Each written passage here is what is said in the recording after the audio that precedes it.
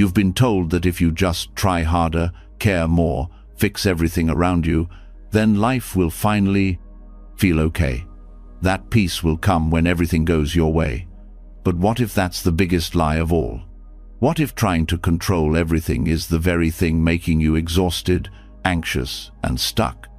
Because no matter how hard you try, some things won't change. People leave, plans fall apart. The past doesn't rewrite itself just because you wish it would.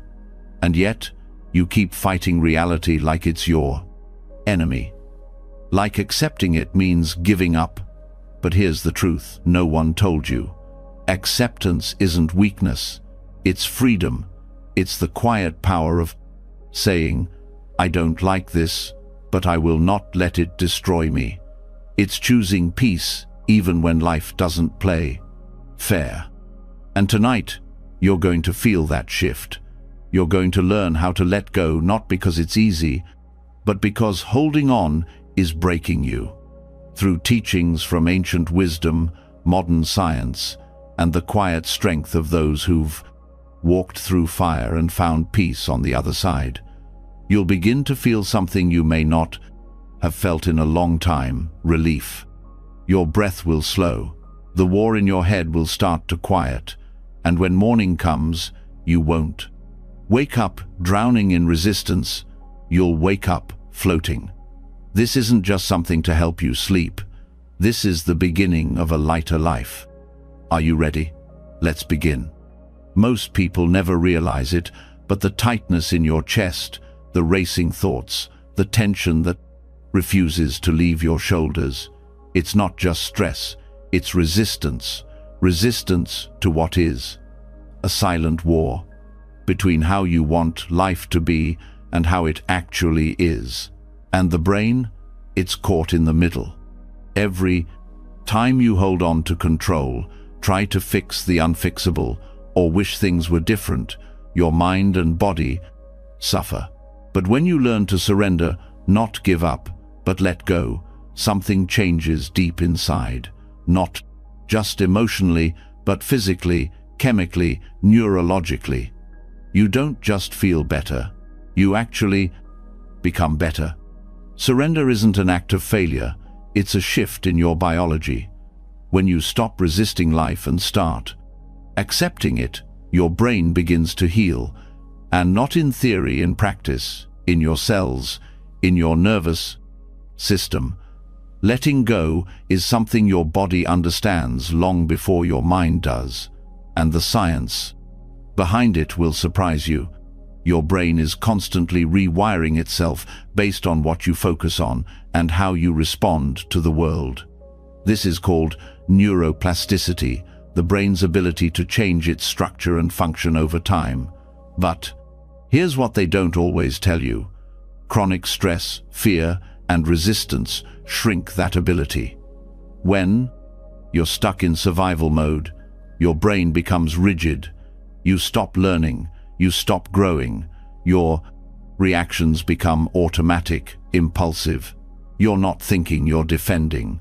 The brain prioritizes defense over development, and as long as you're clinging to what can't be controlled, you're reinforcing the very circuits that keep you anxious, reactive, and emotionally exhausted.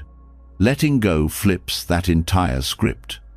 When you accept what is, even if it hurts, even if you hate it, signal to your nervous system that the threat has passed, that it, 39's, safe to stop fighting. And when safety returns, so does growth. Your prefrontal cortex, the part of the brain responsible for decision-making, empathy, and emotional regulation, lights back up. It re-engages. New neural pathways begin to form. You're not stuck anymore. You, 39, re-evolving. That shift doesn't happen through effort. It happens through release. When you finally stop forcing, pushing, clenching, your brain switches from survival to repair. The parasympathetic nervous system takes over the rest and digest system. Heart rate slows, muscles soften, cortisol your main stress hormone, starts to drop, and in its place, oxytocin and serotonin begin to rise, chemicals linked to connection, peace, and emotional balance. The most powerful thing about surrender is how quietly it heals you. You may not notice it at first. You'll just realize one day that you're not overthinking like before, that your body isn't bracing all the time, that you can sit with discomfort without needing to run from it. That's the brain returning to balance. The hippocampus, the region of your brain involved in memory and emotional learning, begins to function more clearly when stress is reduced. People often say that when they let go of resentment or grief, they remember things more vividly or feel more present in their daily life. That's not a coincidence. Chronic resistance muddies your emotional memory. Acceptance clarifies it. But it goes deeper. Letting go also activates parts of the brain connected to creativity. When your energy isn't being spent on suppressing emotion or trying to force outcomes, it becomes available for insight, curiosity, and new ways of thinking. That's why people who finally surrender often feel inspired afterward, not because life suddenly got easier, but because their brains were freed from inner war. And with that space, new solutions start to appear. What's fascinating is that the brain doesn't need the problem to change. It needs your relationship to the problem to change. Acceptance does that. It's not about pretending everything is okay. It's about recognizing that even if it's not, you can stop resisting it. You can stop feeding the loop of tension and control. And in doing that, the emotional charge around the issue starts to fade. Not instantly, but steadily. This is where long-term emotional health begins to build. When you practice acceptance regularly, even in the small, ordinary moments, a delay, a disagreement, a disappointment, you train your brain to tolerate discomfort without panic. This builds resilience, not the hard kind that grits its teeth, but the soft kind that bends without breaking, the kind that knows, I can feel this, and it won't destroy me. Resilience is less about strength and more about flexibility. The brain becomes more emotionally agile, the more it learns to let go. This doesn't mean you stop caring. It means you stop gripping. Caring without clinging, feeling without drowning. And when you master that, your emotional baseline shifts.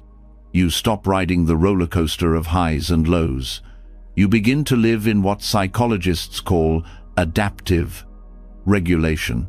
You still feel, but you're not thrown off course every time life turns. Acceptance also improves interpersonal relationships, and not just emotionally, but neurologically. Mirror neurons, the brain cells that allow you to feel empathy, function better when the nervous system is calm. That means when you, 39, are not in a state of resistance, you're more capable of understanding others. You're less reactive, less defensive. Conversations go deeper. Conflicts de-escalate faster.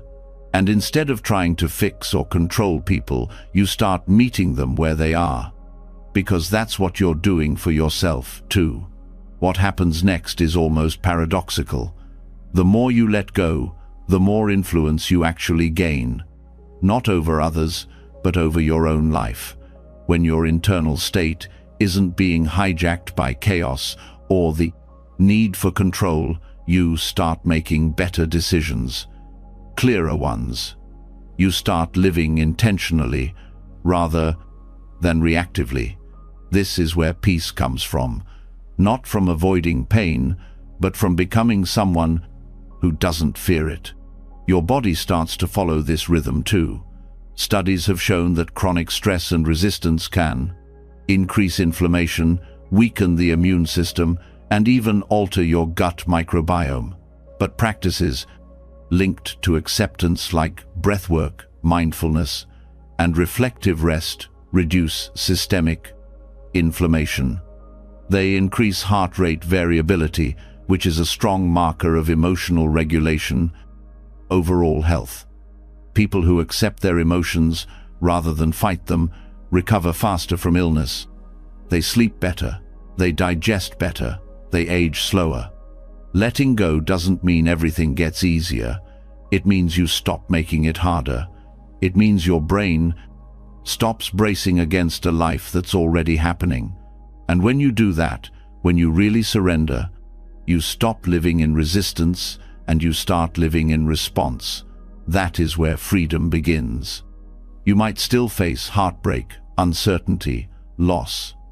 But your brain won't treat every challenge like a crisis. It will know the difference. That's emotional intelligence at the neurological level. You begin to trust your ability to feel hard things and return to center. And here's something no one talks about. Surrender actually helps you learn faster, because when you're not defending yourself all the time, you can absorb new information more easily. You're more open, receptive, and the brain loves that. It rewards that openness by creating new synapses, new pathways. It treats surrender not as weakness, but as a green light for transformation. This is why people who embrace change, even painful change, tend to grow more in life. Their brains are literally more adaptable. They're not trapped in old beliefs, old patterns, old survival strategies. They evolve. So much of healing comes down to permission. And acceptance is how you give your brain that permission to rest, to release, to repair. It's not loud or dramatic. It's quiet, subtle, like rain softening dry earth. Over time, that softening becomes strength. You might still have thoughts that say, "I can't let this go." That's okay. Thoughts don't need to disappear. They just need space. When you let them be there without believing all of them, your brain doesn't grip them so tightly. You create distance. And in that distance, awareness grows. Acceptance gives you that awareness, and awareness rewires everything. The truth is, your brain isn't against you. It's just responding to how you treat your experience. If you treat everything like a threat, it will armor up. If you treat your experience, even the hard parts, with openness and curiosity, it will soften. It will support you. Letting go doesn't mean losing. It means shifting from control to connection, from fear to flow, from survival to presence. This isn't passive. This is the most active kind of peace you'll ever know. The kind you practice, moment by moment. The kind that doesn't need things to be perfect to feel okay. The kind that builds in your nervous system and becomes the ground you walk on. No one teaches us this when we're young. We're taught to fight, to win, to fix. But no one says, sometimes the most powerful thing you can do is stop pushing. And so we burn out. We grip harder. We tell ourselves stories like, "I should have done more," or "if only things were different." But the moment you pause and say, "This is how it is right now, and I'll meet it with peace, not panic," something shifts. The story begins to unravel, not because you found all the answers, but because you stopped needing them. And that shift, that's where the brain starts to bloom. This is how peace grows, not from changing the world, but from changing how you meet it, from changing what you do with the parts you can't control. And surrender isn't the end of the journey. It's the beginning of a new one where your energy is no longer wasted on resistance, but invested in renewal. Letting go gives you back to yourself. And once that happens, life doesn't 39 just get quieter. It gets clearer, sharper, truer. This is what your brain was made for, not control, but connection. not fear, but flow. Not resistance, but peace. Let it begin. The moment you stop resisting life as it is, something inside you begins to relax. That part of your mind that's been gripping, bracing, overthinking, it slowly starts to quiet. And in that silence, something deeper begins to rise. Not just your own emotions, but feelings that have lived in you for longer than you've been aware. Patterns you didn't choose, fears that don't entirely feel like yours, behaviors that repeat like a script written generations ago. This is where acceptance meets something even more hidden, the pain you inherited. Not all burdens begin with you. Some were passed down in words, in silence, in how love was given or withheld. The unspoken rules, the pressure, the emotional weight that never seemed to have a clear source. This isn't your fault, but it is your responsibility, because the moment you become aware of what you've inherited, you get to decide what continues and what ends with you. The body remembers what the mind forgets. Studies in epigenetics show that trauma can actually be passed through generations, not just as stories or behaviors, but biologically. Stress responses, sensitivity to rejection, emotional shutdown. Sometimes the fear you feel in your body isn't 39 yours, but your mother's or her father's. This doesn't mean you're broken. It means you're carrying things that were never fully processed. And until they are seen, they will keep repeating. Awareness is the first step, not in a vague, mystical way, but in a real, grounded sense.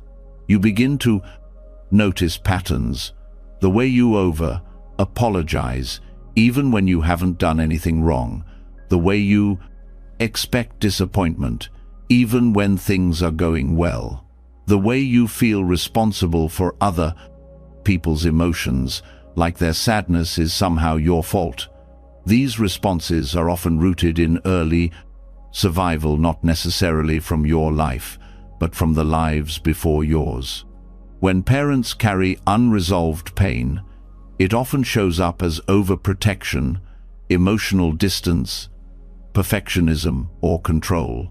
These aren't conscious choices. They're attempts to keep you safe, or more accurately, to keep themselves safe through you. Maybe your father couldn't express softness because his own vulnerability was punished. Maybe your mother tried to control everything because her childhood was full of chaos.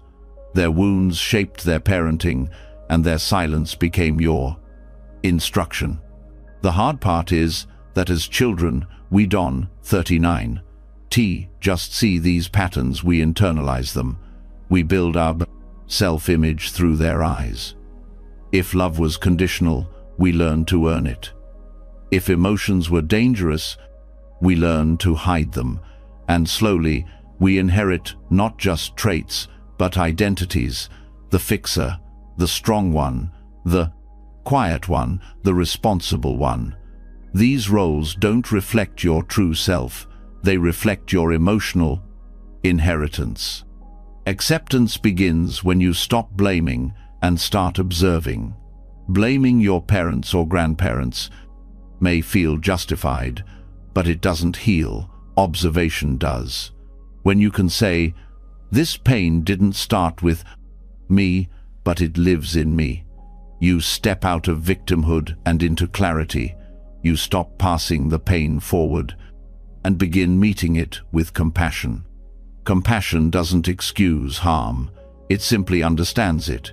It says, "I see why this pattern exists, and I choose to meet it with awareness instead of reaction." This is where true freedom starts, not by rewriting the past, but by refusing to repeat it. Repetition is the default of the unconscious mind.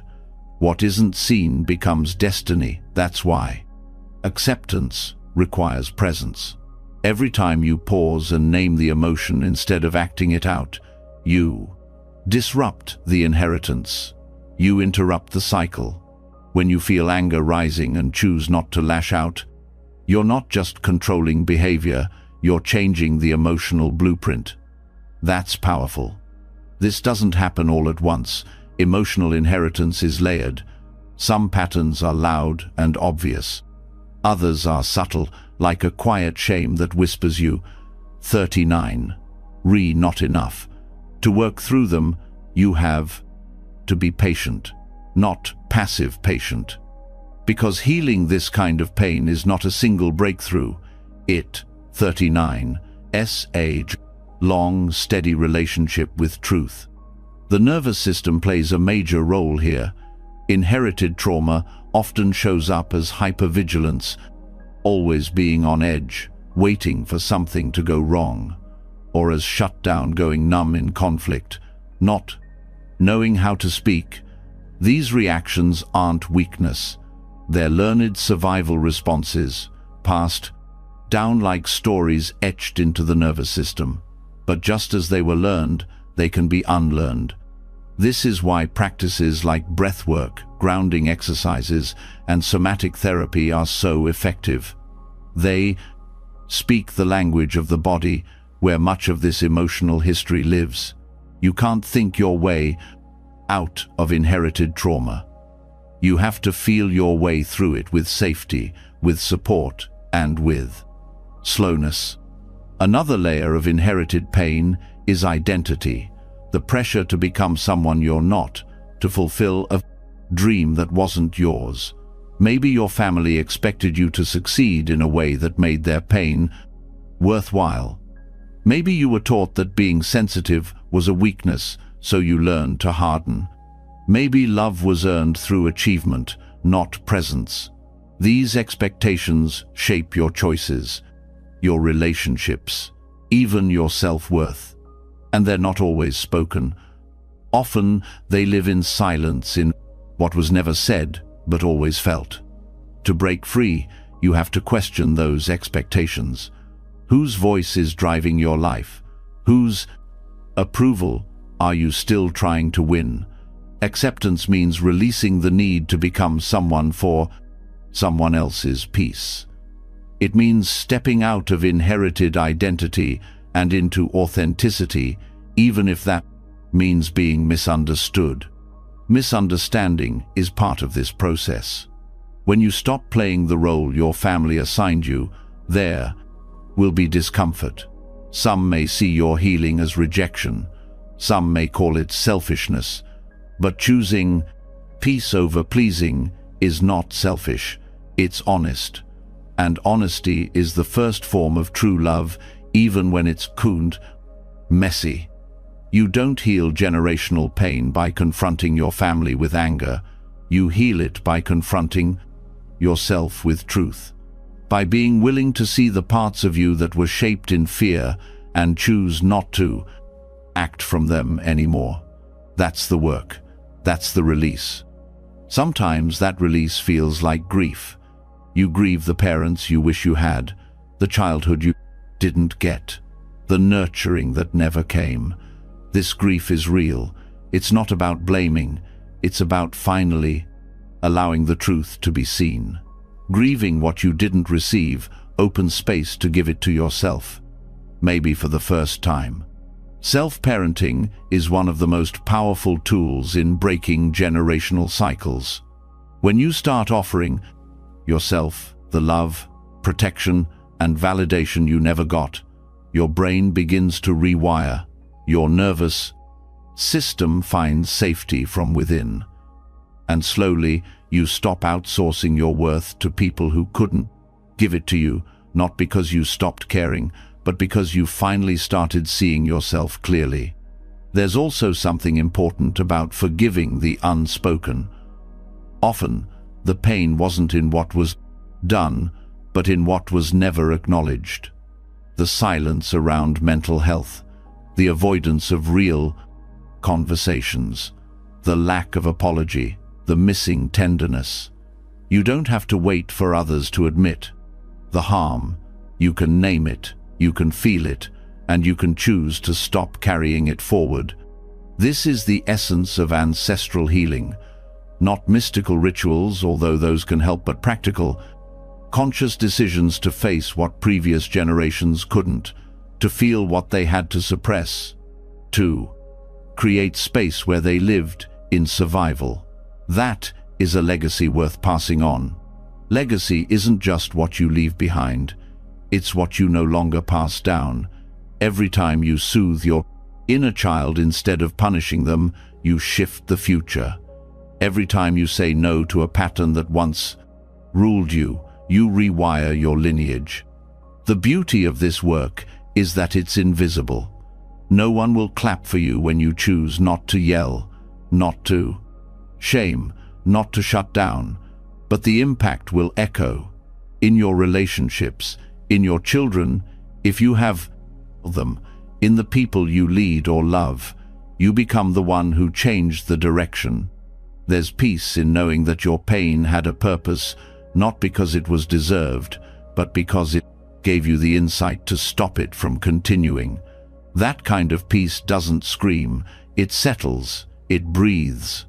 It lets you rest in your body like it's finally safe to be here. You don't need to understand every detail of your family's history to release the emotional weight. You just need to become conscious of what you're carrying and decide to lay it down. Every time you react differently, choose differently, feel differently, you are rewriting that history. Healing doesn't mean becoming perfect. It means becoming present. Present enough to feel what arises without needing to escape. Present enough to respond instead of repeat. Present enough to forgive, not for their sake, but for your own release. You're allowed to want more for yourself than what you came from. You're allowed to create a life that feels like home, even if the one you were raised in didn't. You're allowed to feel proud of your progress, even if no one else sees it. Because breaking inherited cycles is invisible work until it isn't. Until one day you look back and realize that burden isn't on your back anymore. And the silence that once held you hostage, it's now your quiet strength. That's how lineage transforms, not with noise, but with awareness, with love, with truth, with you. The moment you realize that some of what you've carried didn't begin with you, something softens. There's relief in knowing you can let go of pain that was never truly yours. But then, a different kind of heaviness begins to surface, the weight of time, the ache of things you didn't do, words you didn't say, chances you didn't take, the quiet echo of what could have been, not from someone else's story, but from your own.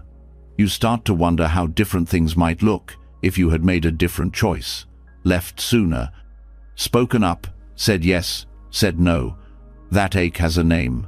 It, 39, called time-based trauma. The grief not of what happened, but of what never did. The version of your life that never got to unfold. And it hurts not because it's visible, but because it lingers quietly behind every what if. Regret is a silent companion. It shows up in moments of stillness. It hides in the pause between tasks, in the space before sleep. It, 39, not loud, but it's heavy, and it convinces you that you're too late, that you've missed your chance, that the time you lost defines the value of everything that comes next. But that's a lie. One that your nervous system believes until you teach it otherwise. The truth is, your past doesn't have to be your prison. Missed opportunities don't mean a wasted life. The human brain is hardwired to assign meaning to patterns. It fills in gaps. It imagines alternate endings. But what it doesn't always do well is forgive, especially when the regret is directed inward, especially when the pain feels self-inflicted. That's where acceptance becomes essential. Acceptance here doesn't mean pretending the past was perfect. It means facing what was real without distorting it into something worse or idealizing it into something it never actually was. The brain, when stuck in regret, often edits the past. It makes it cleaner, simpler, or more tragic than it really was. That distortion becomes fuel for shame, and shame traps you in inaction. You don't move forward, not because you don't want to, but because you feel you don't deserve to. Reframing wasted time starts with understanding how the brain processes perceived failure. The more emotional weight you attach to a missed opportunity, the more your brain replays it. This loop reinforces the belief that your life is broken, or worse, that you are. But what really happened is this: you made a choice with the information, emotional capacity, and self-awareness you had at that time.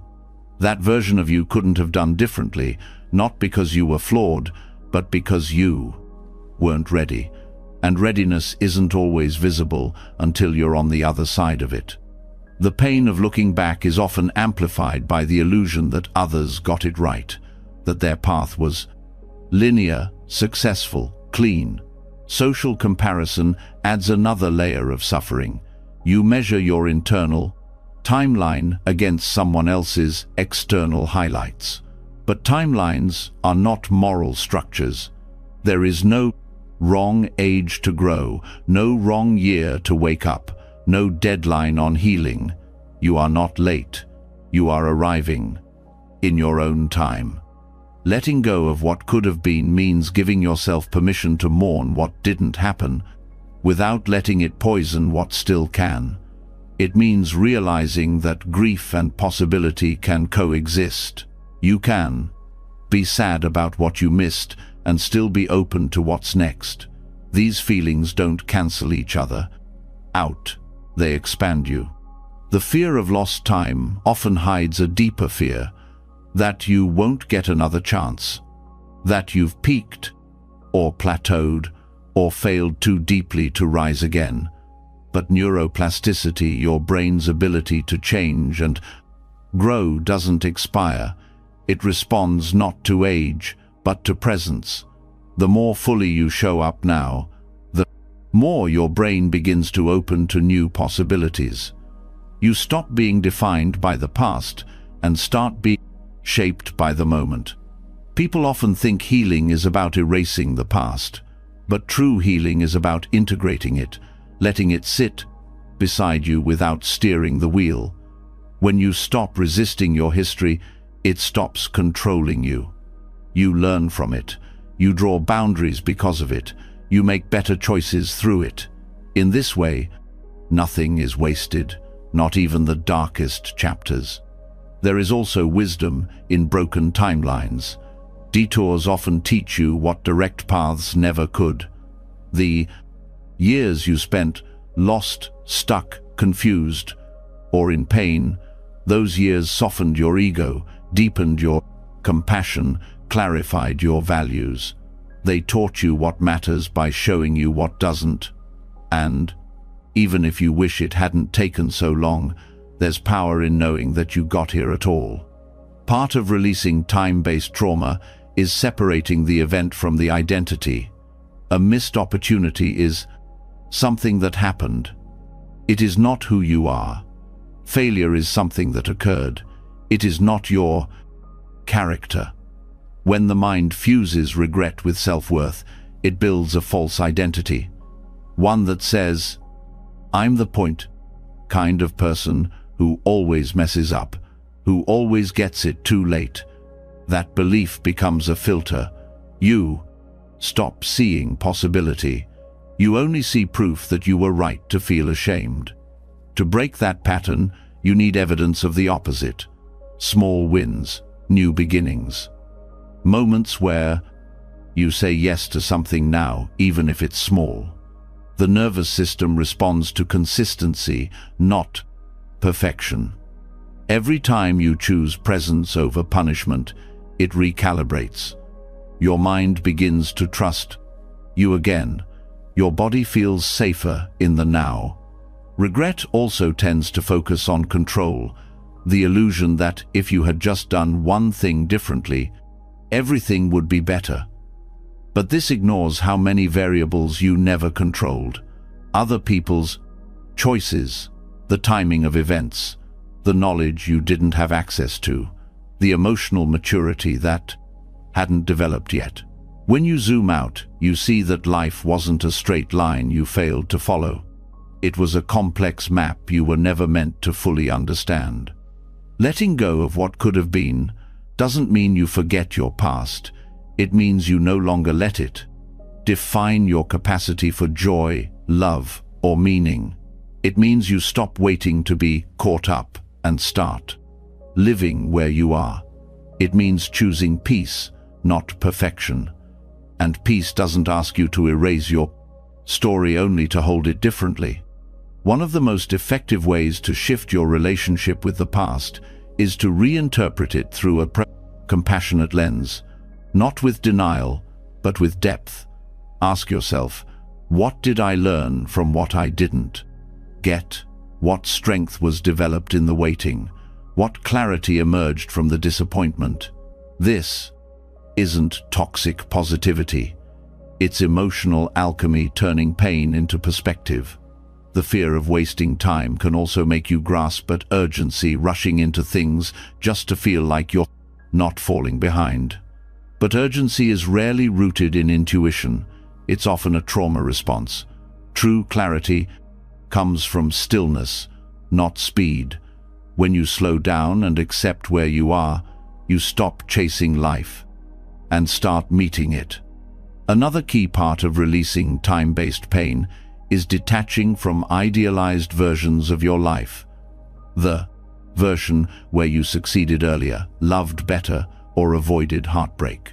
Those versions don't exist, not because you failed, but because they were based on assumptions, not reality. When you idealize a life that never happened, you reject the one that did. And the life you're in, no matter how imperfect, is still worthy of your attention.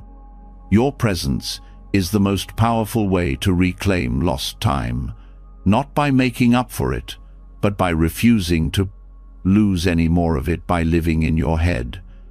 Every time you return to your breath, your senses, your body, you reclaim a moment, and those moments, added together, become a life. Regret can be a teacher, but only if you let it speak without letting it scream.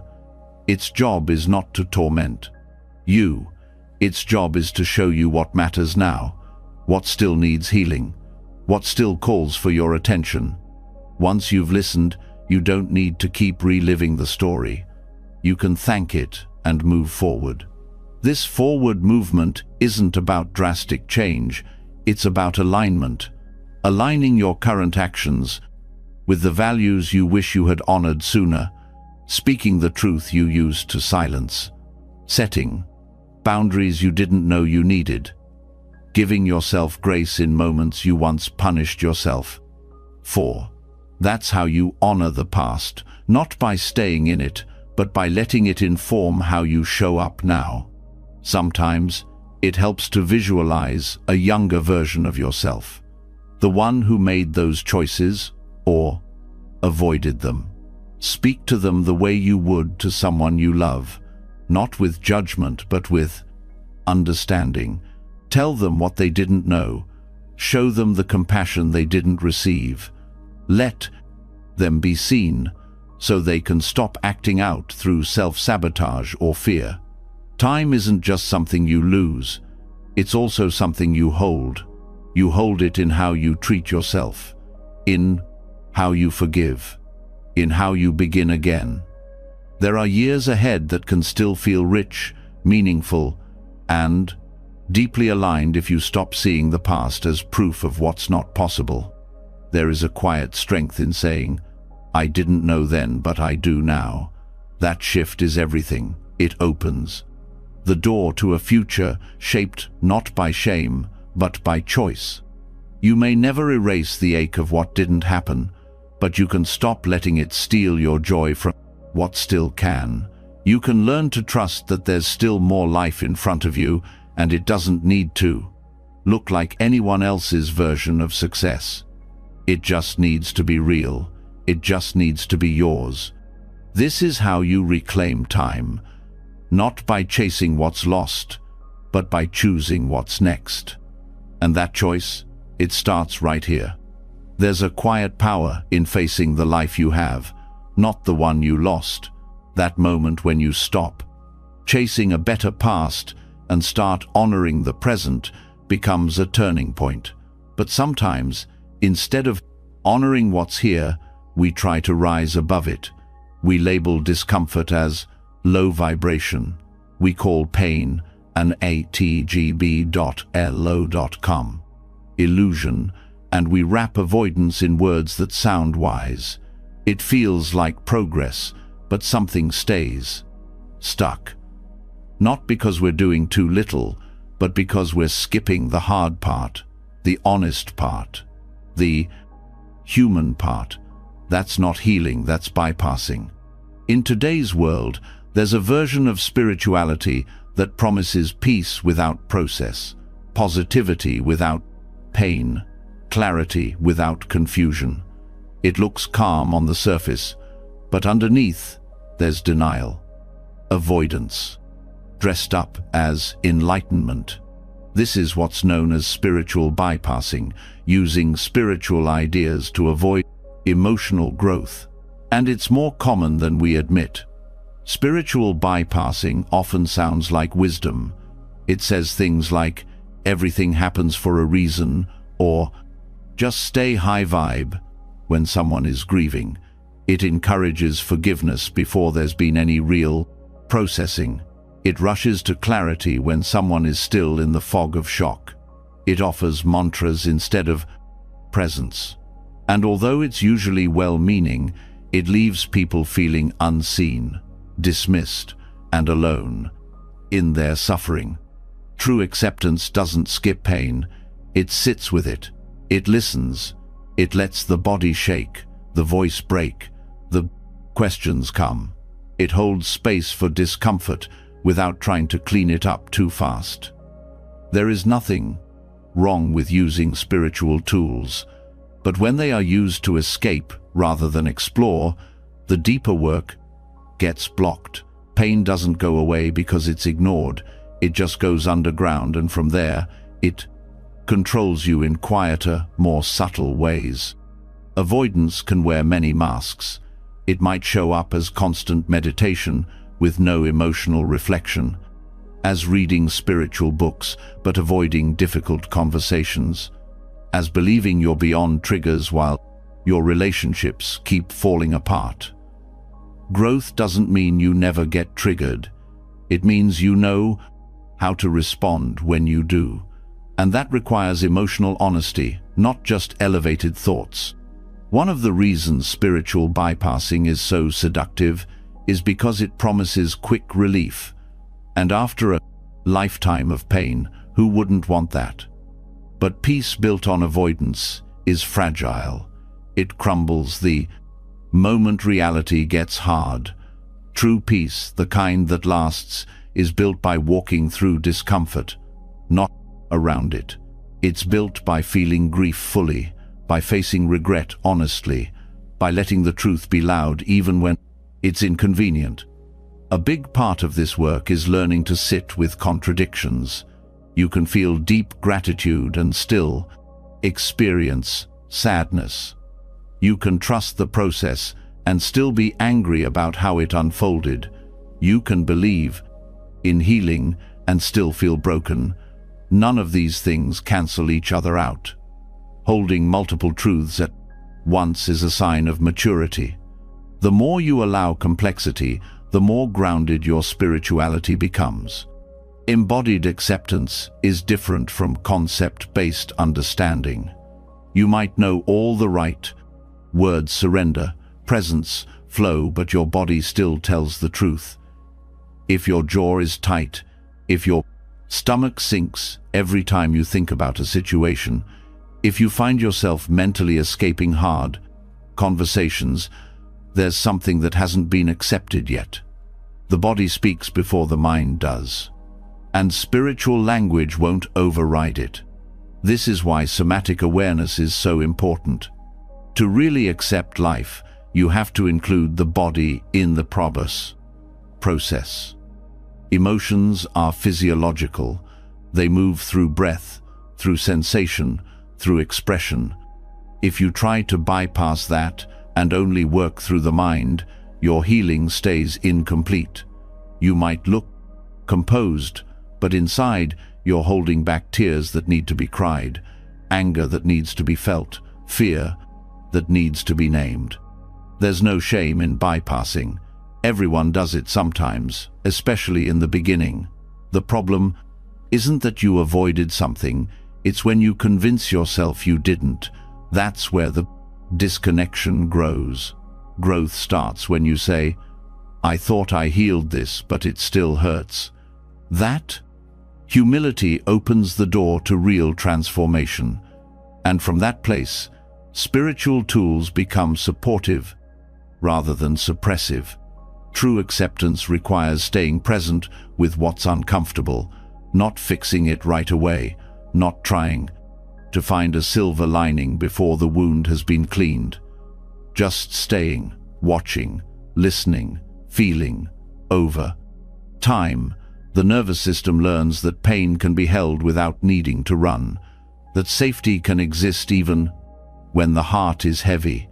This is how emotional resilience is built, slowly, gently, truthfully.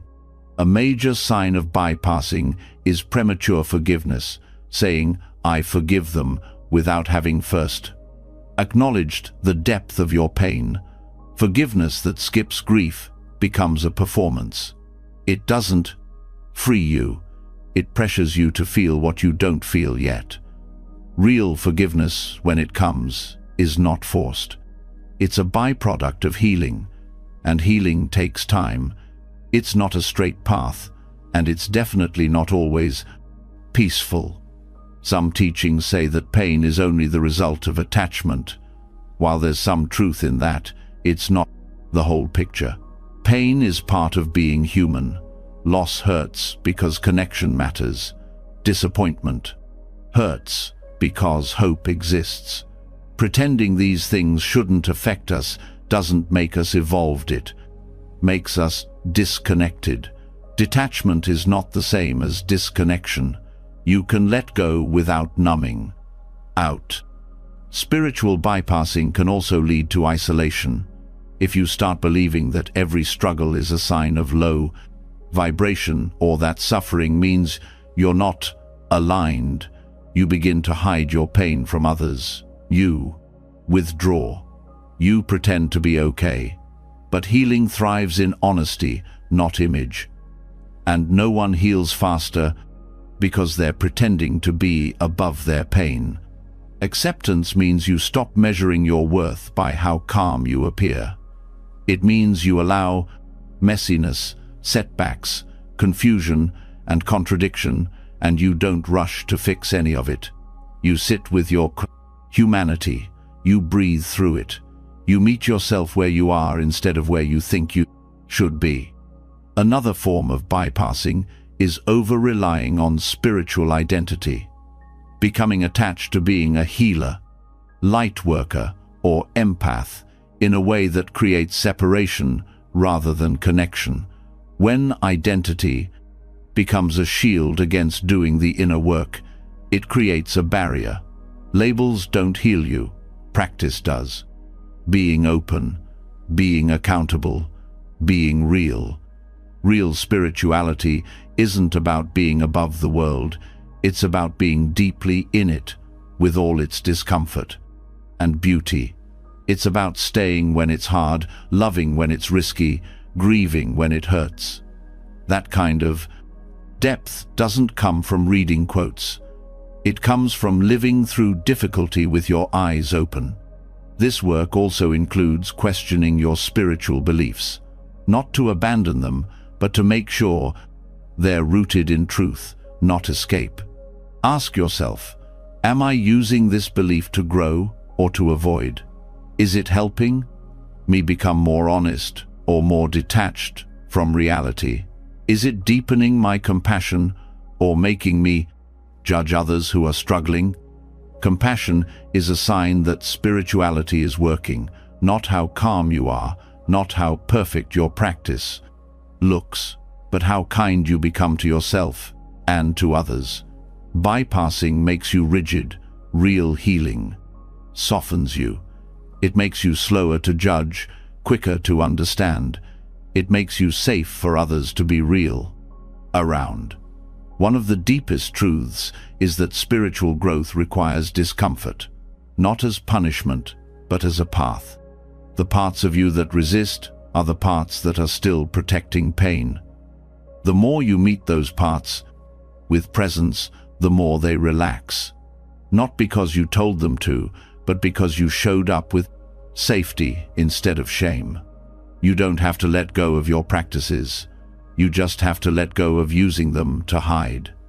Meditation, prayer, rituals, all of them are powerful, but they work best when you bring your full self to them, not just the polished parts, not just the ones that feel spiritual, but the raw, grieving, disappointed, and confused parts too. Acceptance is not passive. It's the most courageous act of being present with what is, without needing it to be different in order to love it. That kind of presence changes you. It teaches you to breathe through heartbreak, to stay with discomfort, to find peace not through avoidance, but through truth. The path to that peace is not always smooth. There will be moments you want to check out, to float above, to avoid. That's okay. The key is to notice when you're drifting and to come back to your breath, to your body, to this moment, to the part of you that's still learning to feel safe in the truth. You're not behind if you still struggle. You're not failing if it still hurts. You're human. And the more you honor that, the more real your healing becomes. There is no gold star for bypassing pain, but there is profound peace in walking through it, one honest step at a time. This is what acceptance really looks like. Not perfect, not polished, but whole. And that wholeness, that's what brings you home. The deeper you move into honest presence, the more you start to see how healing doesn't only happen in big, dramatic waves. Sometimes it's quiet. Sometimes it happens in the smallest spaces. A pause before reacting, a breath before judging, a softening when the day doesn't go as planned. True. Acceptance is not just found in the heavy moments of heartbreak or deep inner work. It, 39, found in the broker end. Invisible choices you make dozens of times each day. The ones no one sees but you. And those are the choices that shape who you become. We tend to think of transformation as something grand, a spiritual breakthrough, a life-altering realization, a moment that changes everything. But identity is not rewritten in a single event. It's reshaped in small decisions. The way you talk to yourself when you, 39, rerunning late. The way you respond to someone who cuts you off. The way you breathe when your plans fall apart. These are micro moments, tiny points of friction that give you a chance to choose presence over pressure. And over time, they do something extraordinary. They shift your entire way of being. Micro-acceptance means recognizing these moments and learning how to meet them without resistance. Most people overlook them. They think they're too small to matter. But these are the places where your nervous system either tightens or relaxes, where your identity either contracts into reactivity or expands into awareness. It starts the moment your morning dozen, 39, go as expected. Maybe your alarm fails, your coffee spills, your inbox is full of things you didn't ask for. Your body gets tense, your thoughts race, your mood shifts. That's where the first opportunity appears. You could react out of habit, frustration, blame, urgency. Or you could pause. You could name what's happening. This is discomfort. This is not what I planned. And then breathe. That simple act doesn't fix the situation, but it softens your reaction to it. It keeps your energy from being hijacked. It tells your brain, this is not a threat. We don't have to go to war over this. That's a micro act of letting go, and your nervous system remembers. Identity is not just what you think of yourself. It, 39, what you practice becoming in repeated moments of tension. When you choose to not spiral over a minor inconvenience, you're not just calming your day. You're becoming someone who doesn't collapse in chaos. You're forming a new emotional baseline, one that allows more freedom, more choice, more trust in your own stability. These tiny decisions are easy to miss, especially in a world that glorifies constant reaction, notifications, opinions, delays, noise. But when you're intentional, even the mundane becomes a mirror. A slow line at the grocery store becomes a chance to observe your need for control. A rude comment becomes a moment to notice your urge to defend. These aren't tests to pass. They're invitations to respond differently. Each time you choose stillness over stress, curiosity over assumption, gentleness over urgency, you train your mind to respond with wisdom rather than instinct. And this training accumulates. It becomes who you are without needing to think about it.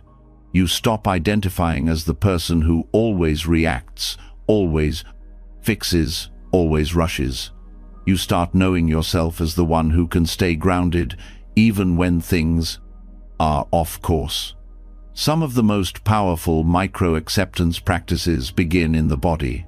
The subtle way your shoulders rise when someone interrupts you, the way your jaw tightens when plans change, the shallow breath when you feel unseen. Noticing these responses and relaxing them even slightly sends signals of safety back to the brain. It rewires you for calm, not because the situation changed, but because your relationship to it did. Language also plays a part. The words you use in small frustrations shape how your brain interprets the world. When you say, "This always happens to me," you reinforce helplessness. When you say, "This is annoying, but I can handle it," you anchor into capability. Self-talk in minor stress builds emotional tone, and that tone becomes the emotional atmosphere you live in. Rejection is another daily moment that often goes unprocessed. Someone doesn't text back. You get overlooked. Your offer gets ignored.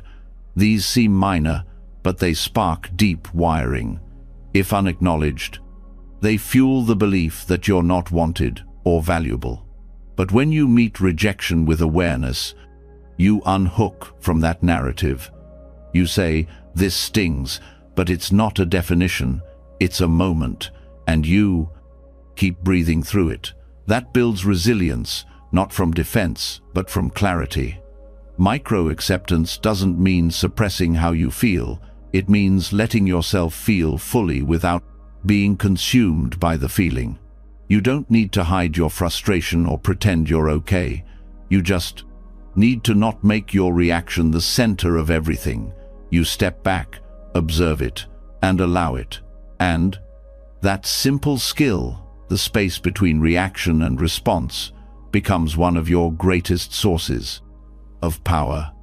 There's also deep value in letting go of outcomes, not just in major goals, but in tiny preferences. Wanting the day to go smoothly, hoping someone responds the way you planned, wishing others saw your effort. These little desires pile up, and when they aren't met, tension builds. But when you practice releasing your grip on the small stuff, you free up so much mental space. You're no longer drained by what you can't control. You become more flexible, more open to life as it unfolds. Micro-acceptance also changes how you interact with others. A friend cancels plans. A coworker doesn't follow through. Someone makes a careless remark.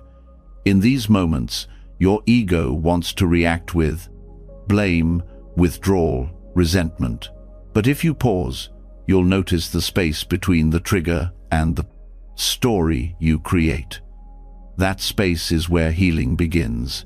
You choose not to take it personally, not because it didn't affect you, but because you refuse to carry what isn't yours. That's quiet liberation. These small acts of letting go also teach your nervous system to trust. Trust that you don't need to control every variable to feel safe.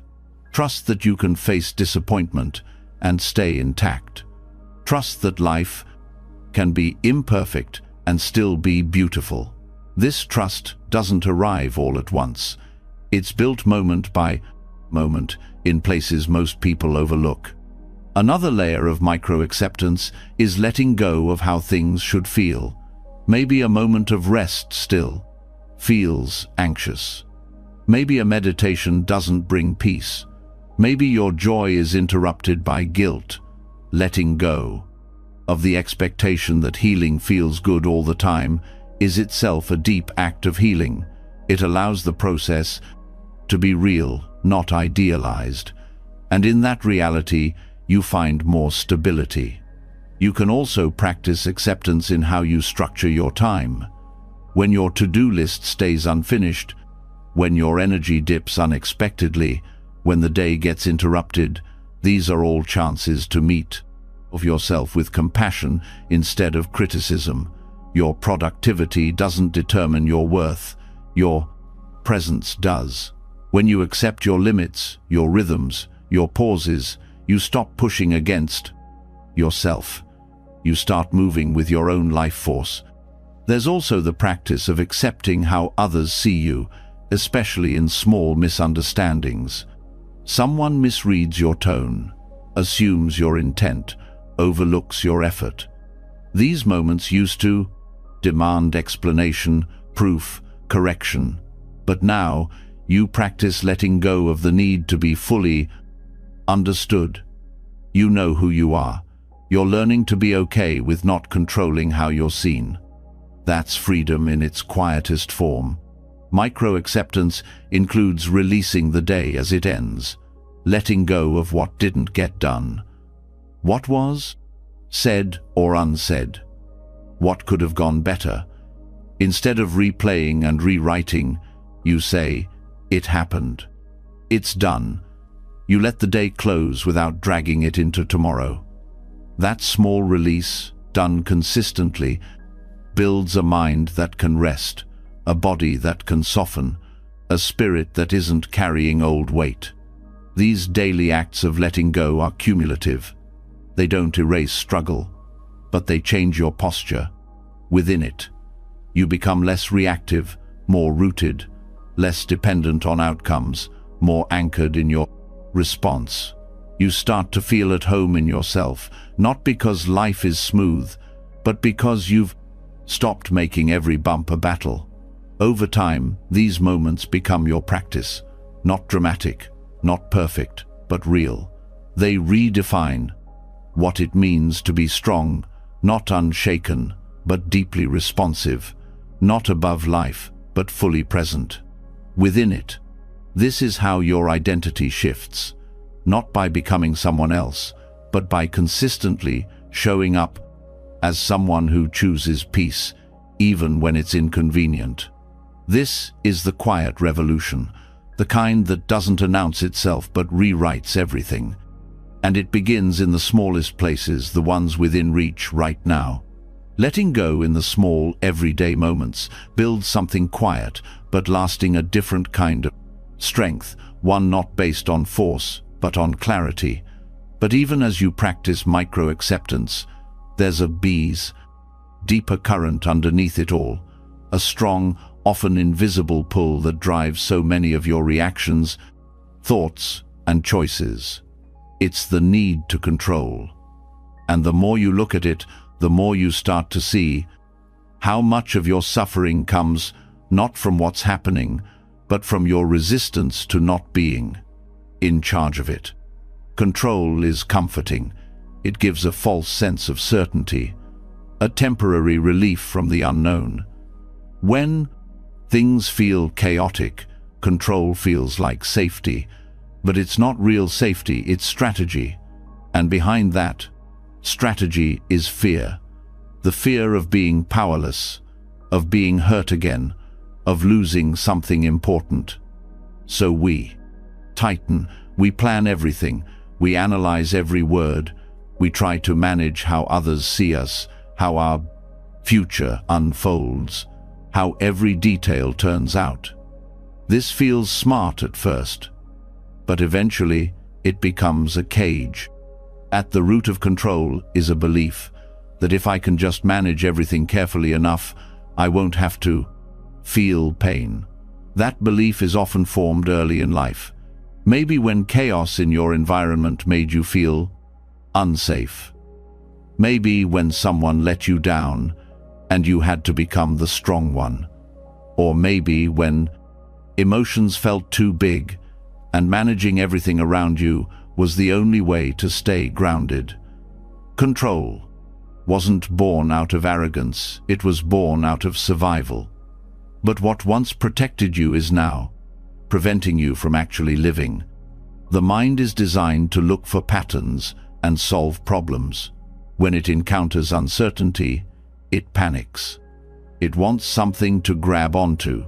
Control gives it that temporary anchor, but that same anchor becomes a burden. Because the world will never fully match your plans. People will not always act the way you need them to. Life will not unfold according to your checklist. And the more you demand that it does, the more anxious you become. The more you chase perfection, the more unstable your peace becomes. This kind of control addiction isn't just mental, it's physiological. Your body becomes wired for tension. Your nervous system gets used to scanning for danger. You rehearse conversations before they happen, obsess over decisions after they're made, micromanage relationships until they collapse under the pressure. This doesn't make you broken. It means your system is confused, mistaking control for safety when what you actually need is trust. Trust doesn't mean doing nothing. It means doing what you can, then releasing the outcome. It means staying open to what unfolds, even if it's not what you hoped. But to do that, you have to understand why your brain clings so tightly in the first place. Control is addictive because it offers predictability. It gives the illusion that if you do everything right, nothing will go wrong. That illusion is comforting, especially when you've experienced the opposite, when things did go wrong despite your best efforts. In those moments, the mind becomes more rigid. It decides that freedom is dangerous and control is the only way to stay safe. This is the birth of responsibility, feeling like everything depends on you. Over time, this pattern wears down your emotional system. You stop trusting others. You stop trusting time. You even stop trusting your own ability to respond if things fall apart. Control disconnects you from resilience. It's the opposite of presence. Because when you're trying to manage everything, you're not experiencing anything. You're in your head, forecasting, correcting, bracing. The process of unhooking from control begins with awareness, noticing the grip, noticing the thoughts. That spiral when something doesn't go as planned. Noticing how your body reacts when things feel out of reach. There's often a tightness in the chest, in the jaw, in the breath. That tightness is not just physical, it's emotional. It's the body saying, I'm not okay with this. That's where you start by listening to the grip instead of fighting it. You can ask yourself questions that bring clarity. What am I trying to prevent right now? What do I fear will happen if I don't control this? What emotion am I avoiding? Often the answers lead to deeper wounds. Fear of abandonment, fear of failure, fear of being seen as not enough. When you get to the root, you stop treating control like a personality trait and start seeing it as a protective habit. Another powerful practice is beginning to let go in controlled environments. Choosing not to overplan your day, letting someone else take the lead, allowing a conversation to unfold without preparing for every possibility. These seem small, but they retrain the nervous system. They teach your brain that uncertainty isn't fatal, that discomfort isn't danger, that you can survive not knowing. Learning to hold space for uncertainty is one of the most important skills you can develop. It gives you back your emotional bandwidth. Because control is exhausting, it's a constant performance. When you start releasing it, even slowly, you begin to reclaim energy, presence, spontaneity. You stop bracing for pain and start making space for life. Sometimes people think letting go of control means becoming passive. It doesn't. It means shifting from force to flow, from micromanaging to trusting your capacity to adapt. You still care. You still act. But you no longer assume that your safety depends on managing everything. You start building internal security instead of relying on external control. Another hidden layer of control is identity control, trying to curate how others see you. This creates anxiety around being misunderstood or rejected. You become hyper-aware of how you're perceived. You second-guess your words, hide your needs, shrink your truth. This is control in disguise, and it leads to disconnection from others and from your real self. Releasing identity control means allowing others to misread you sometimes. It means choosing self-honesty over approval. That doesn't mean being careless. It means being real, even when it risks not being liked. Because peace doesn't come from being seen as perfect, it comes from being free to be yourself fully. Letting go also means releasing outcomes. You do your best, but you stop needing a guaranteed result to feel okay. You stop needing things to go exactly your way. You stop tying your peace to performance. This gives you emotional flexibility. You adapt instead of collapse. You respond instead of react. You begin to trust that not getting what you wanted doesn't mean something is wrong. It means something else is unfolding. At the heart of all this is surrender. Not the kind that gives up, the kind that opens up. Surrender says, I'll meet life where it is, not just where I want it to be. That kind of openness builds real confidence, because you're no longer scared of being surprised. You're grounded in your ability to stay centered, no matter what arrives. Releasing control doesn't mean life gets easier.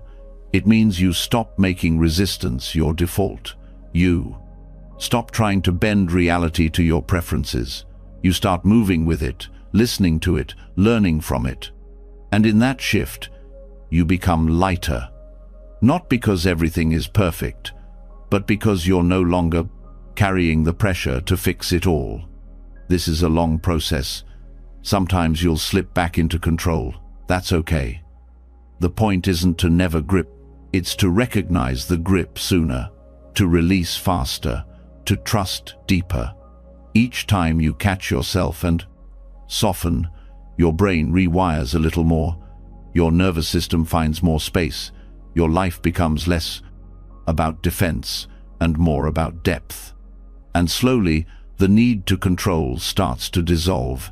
Not because the world changed, but because you did. You stopped needing control to feel safe. You started building safety inside your own presence. That's where freedom lives. Not in control, but in clarity.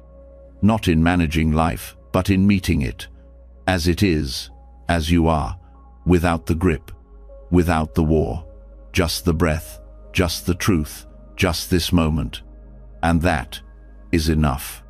The moment you begin to loosen your grip on control, you start to experience life differently. You stop trying to shape every moment to fit your expectations and start noticing what has always been right in front of you. There, 39. A subtle shift, less tension, more noticing, less pushing, more observing. But to truly understand non-resistance, you don't need more theories. You need a mirror. And one of the clearest mirrors for this is the natural world. Not through poetry or metaphor, but through the raw, unfiltered way it exists, without judgment, without struggle, without the need to be anything other than what it is. Nature doesn't argue with itself. It doesn't resist change. It doesn't demand fairness. It simply moves, in rhythms, in cycles, in response to what is. The river doesn't punish the rock for being in its path. It flows around it. The tree doesn't hate the storm. It bends, it sheds, it regrows. This is not weakness. It's intelligence without resistance, strength without attachment. Nature has no need for control because it operates through presence, adaptability, and inherent trust in its own unfolding. This doesn't mean nature is gentle. It can be violent, unpredictable, destructive. But even its destruction holds purpose. A forest fire clears old growth to make way for new life. A volcanic eruption reshapes the land. Nothing is wasted. Nothing is forced. Nature never asks if it's too late or if it failed. It doesn't carry regret. It doesn't personalize weather. And in that, it teaches us one of the deepest lessons in acceptance, that things happen without needing our permission, and they keep happening even when we resist them. The human mind struggles with this. It wants fairness. It wants logic. It wants timelines and closure, guarantees. Nature offers none of these, and yet it thrives. Its indifference is not cruelty. It's clarity. It shows you how to live in alignment with what's real, rather than clinging to what you wish were true. And the more you study it, the more you start to understand that resistance is not necessary for survival. In fact, 39 often what gets in the way. Non-resistance does not mean passivity. It means acting from alignment instead of reactivity. Nature acts constantly. Seeds grow, tides shift, ecosystems evolve. But nothing is wasted on blame. Nothing is delayed by shame. You never see a flower rushing to bloom faster because it feels behind. You never see the moon apologizing for being dark. There is movement, but never panic. That steadiness teaches something important. Life does not need your control to move forward. It needs your attention, your awareness, your willingness to participate without trying to dominate. Natural rhythms are not just beautiful, they are deeply instructive. The tide comes in, the tide goes out.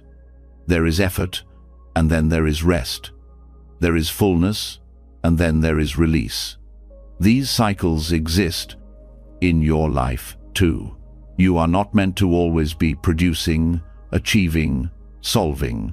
There is time for expansion and time for contraction, time for clarity and time for confusion. Nature honors each phase without shame. So can you. There is also profound humility in how nature accepts what it cannot change. A tree doesn't fight Gravity. A mountain doesn't reject erosion. Even the most solid things slowly shift and reshape over time. When you resist change, you're not protecting yourself, you're separating yourself from the way life naturally works. And that separation creates suffering. It makes you feel like something is wrong just because something is changing. But when you see change as part of the rhythm, not a punishment, everything softens. Nature also teaches patience. Nothing meaningful grows overnight. The strongest roots are the slowest to form. The most lasting change happens beneath the surface. And yet, we rush. We want resolution before we've fully lived the experience. But healing has its own pace. Just like seasons don't skip steps, neither can you. If you, 39, in a winter, let it be winter. The soil is still doing its work, even when nothing blooms. Watching nature helps you reconnect with the intelligence of timing. You start to feel less urgency to fix and more willingness to witness. You understand that your emotions, like weather, come and go. You don't need to fight every storm. You can shelter, you can wait, you can let it pass, and it will. Because nothing in nature stays stuck. Even stillness is moving. There's also a deep lesson in how nature coexists with discomfort. Rocks don't try to smooth themselves. Outwater does that over time. Animals don't avoid pain. They respond, they adapt, and they rest. Trees continue to grow, even with broken branches. There's no story about how things should be, only a response to how things are. This is not detachment, it's presence. It's the wisdom of being fully in life, without needing it to be perfect to find peace in it. One of the most powerful forms of acceptance is learning to stop arguing with conditions. The weather doesn't ask for your opinion. The waves don't wait for your approval. In the same way, parts of life will unfold with or without your agreement. When you stop expecting the world to match your preferences, you begin to experience a deeper kind of peace, not because the world changed, but because your lens did. Judgment is another place where nature teaches gently but firmly. A leaf falls, a branch breaks, a bird flies away. These are not good or bad. They are just movement. In contrast, the human mind labels everything: success, failure, good, bad, worthy, not enough. And these labels create stress. They separate you from what is. But the more you observe nature, the more you realize that life simply moves, without punishment, without praise. And that neutrality, when practiced, becomes freedom. Learning from nature also invites you to slow down. Slowness is not laziness, it's accuracy. It allows you to feel instead of react, to notice instead of assume, to respond instead of control. This doesn't mean you stop taking action. It means your action becomes more effective, more rooted, less frantic. You act from center, not from fear. Nature never rushes its growth. When you learn to trust your own pace, your own unfolding, you stop measuring yourself by someone else's timeline. You stop thinking you're behind just because you're resting. You begin to see that integration often happens in the quiet, in the pauses, in the spaces between effort. That insight alone can change the way you heal, the way you create, the way you live. Connection to nature can also be a reset for the nervous system. Just being near trees, water, or open sky reminds the body of something ancient. It pulls you out of thought and into sensation, out of loops and into presence. Even if you can't always be in wild places, tuning into natural rhythms, sunrise, moon cycles, weather brings you closer to the part of you that remembers how to simply be. This kind of attention trains acceptance. When you observe nature long enough, you begin to mirror it.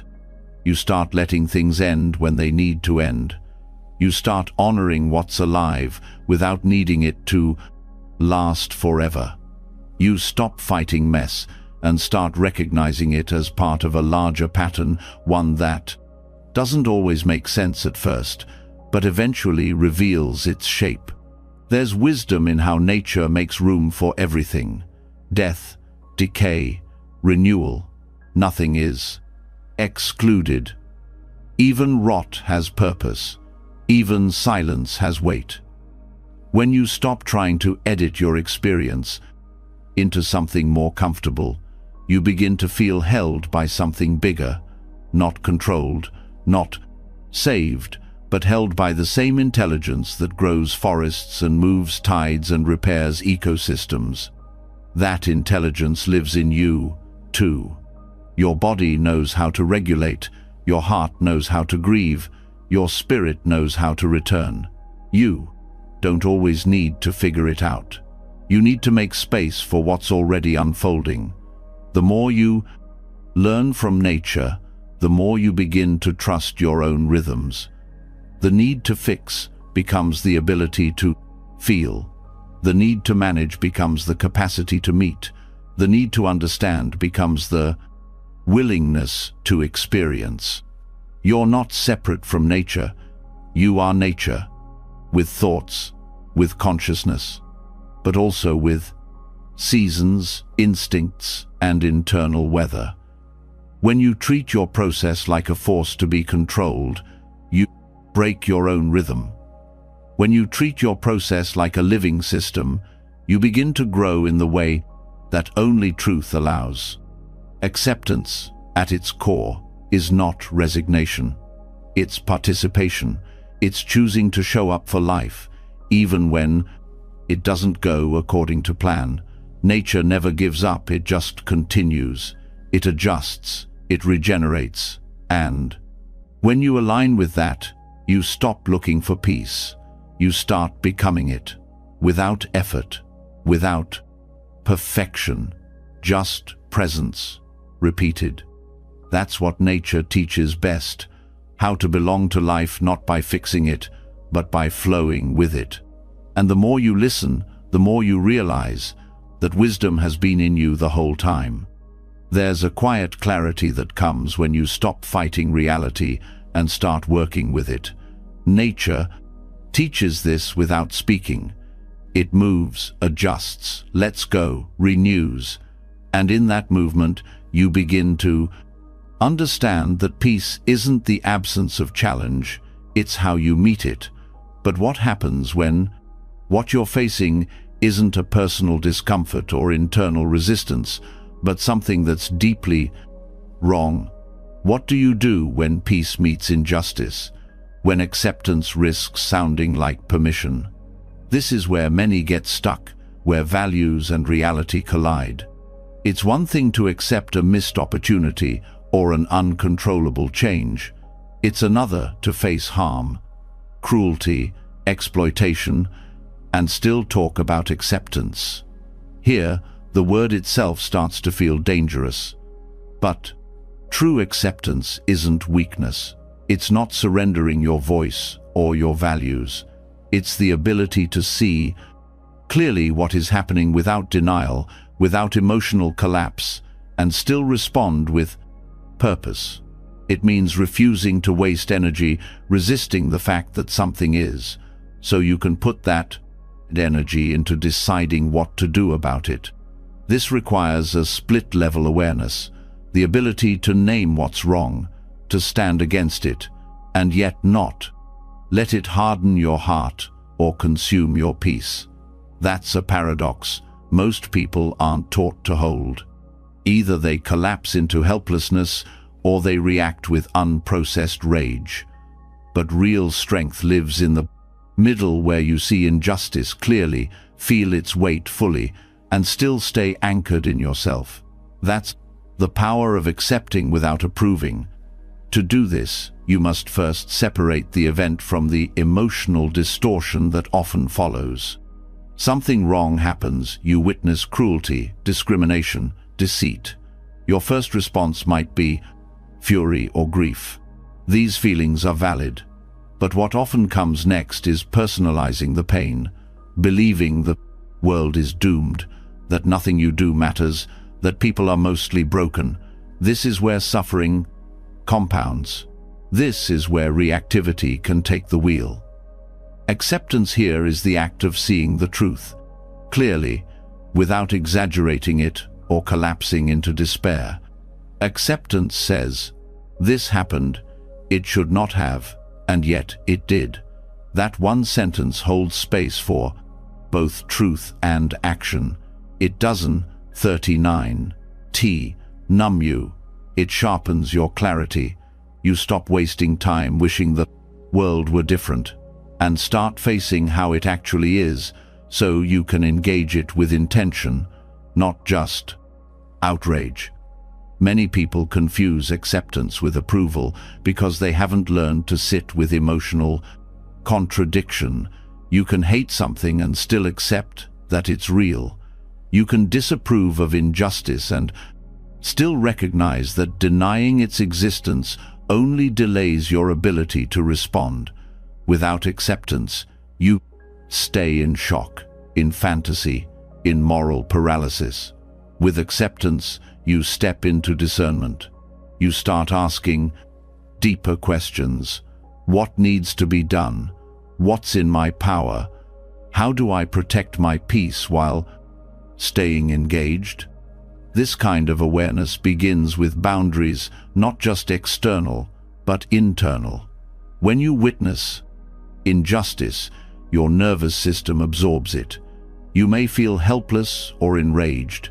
You may want to act immediately, fix everything, say everything, but action without regulation often creates more harm than good. Emotional clarity gives you the space to respond instead of explode. It lets you say no with focus instead of fury. Anger itself is not wrong. It's a natural response to violation. But when it's fueled by unprocessed fear, it becomes reactive, scattered, often misplaced. Acceptance helps you ground your anger. It lets you feel it fully without being ruled by it. From there, your anger becomes fuel for boundaries, for truth, for change, not for destruction. Accepting injustice doesn't mean staying silent. It means grounding yourself so your voice carries weight. A reactive voice shouts and burns out. A rooted voice speaks with depth and moves others. This doesn't mean you won't tremble. It doesn't mean you won't cry. But your actions won't be driven by panic. They'll be anchored in clarity. That makes your resistance sustainable. You also start to realize that injustice lives on many levels. Some of it is systemic, some of it is interpersonal, some of it is internalized. Acceptance helps you see where each thread connects. It allows you to acknowledge the grief that comes with witnessing a world that often fails to honor dignity and fairness without turning that grief into apathy or blame. Apathy is the absence of feeling. Blame is the projection of pain.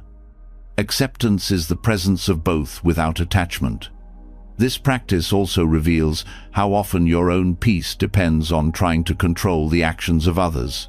When someone lies, cheats, harms, or takes without care, your peace shatters, not just because of what happened, but because you expected them to be different. Acceptance does not excuse harm.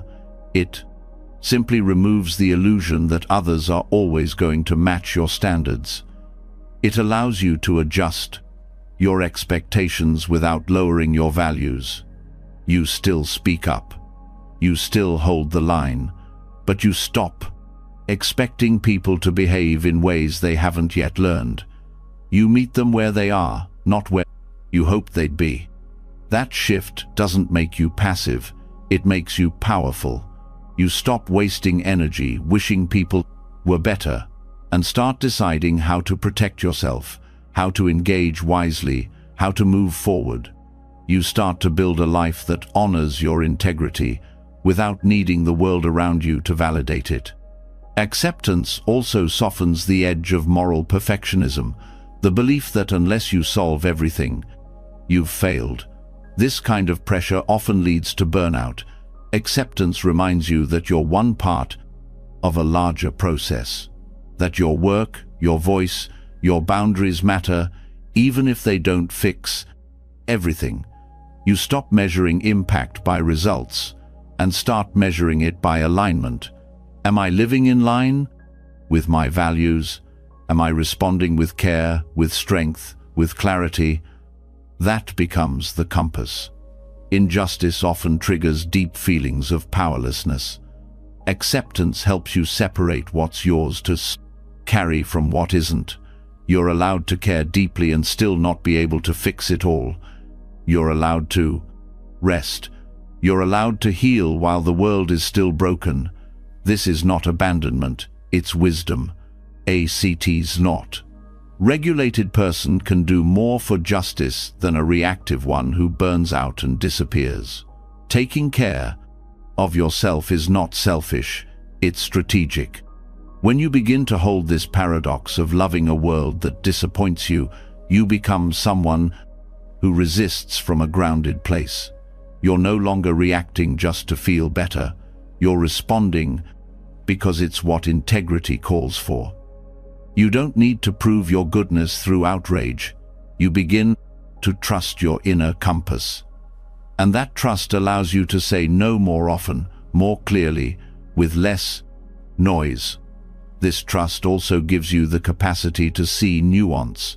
Not every situation is black and white. Not every person is villain or victim. Acceptance helps you sit in the gray, not to excuse harm, but to understand it. From understanding, you create deeper solutions.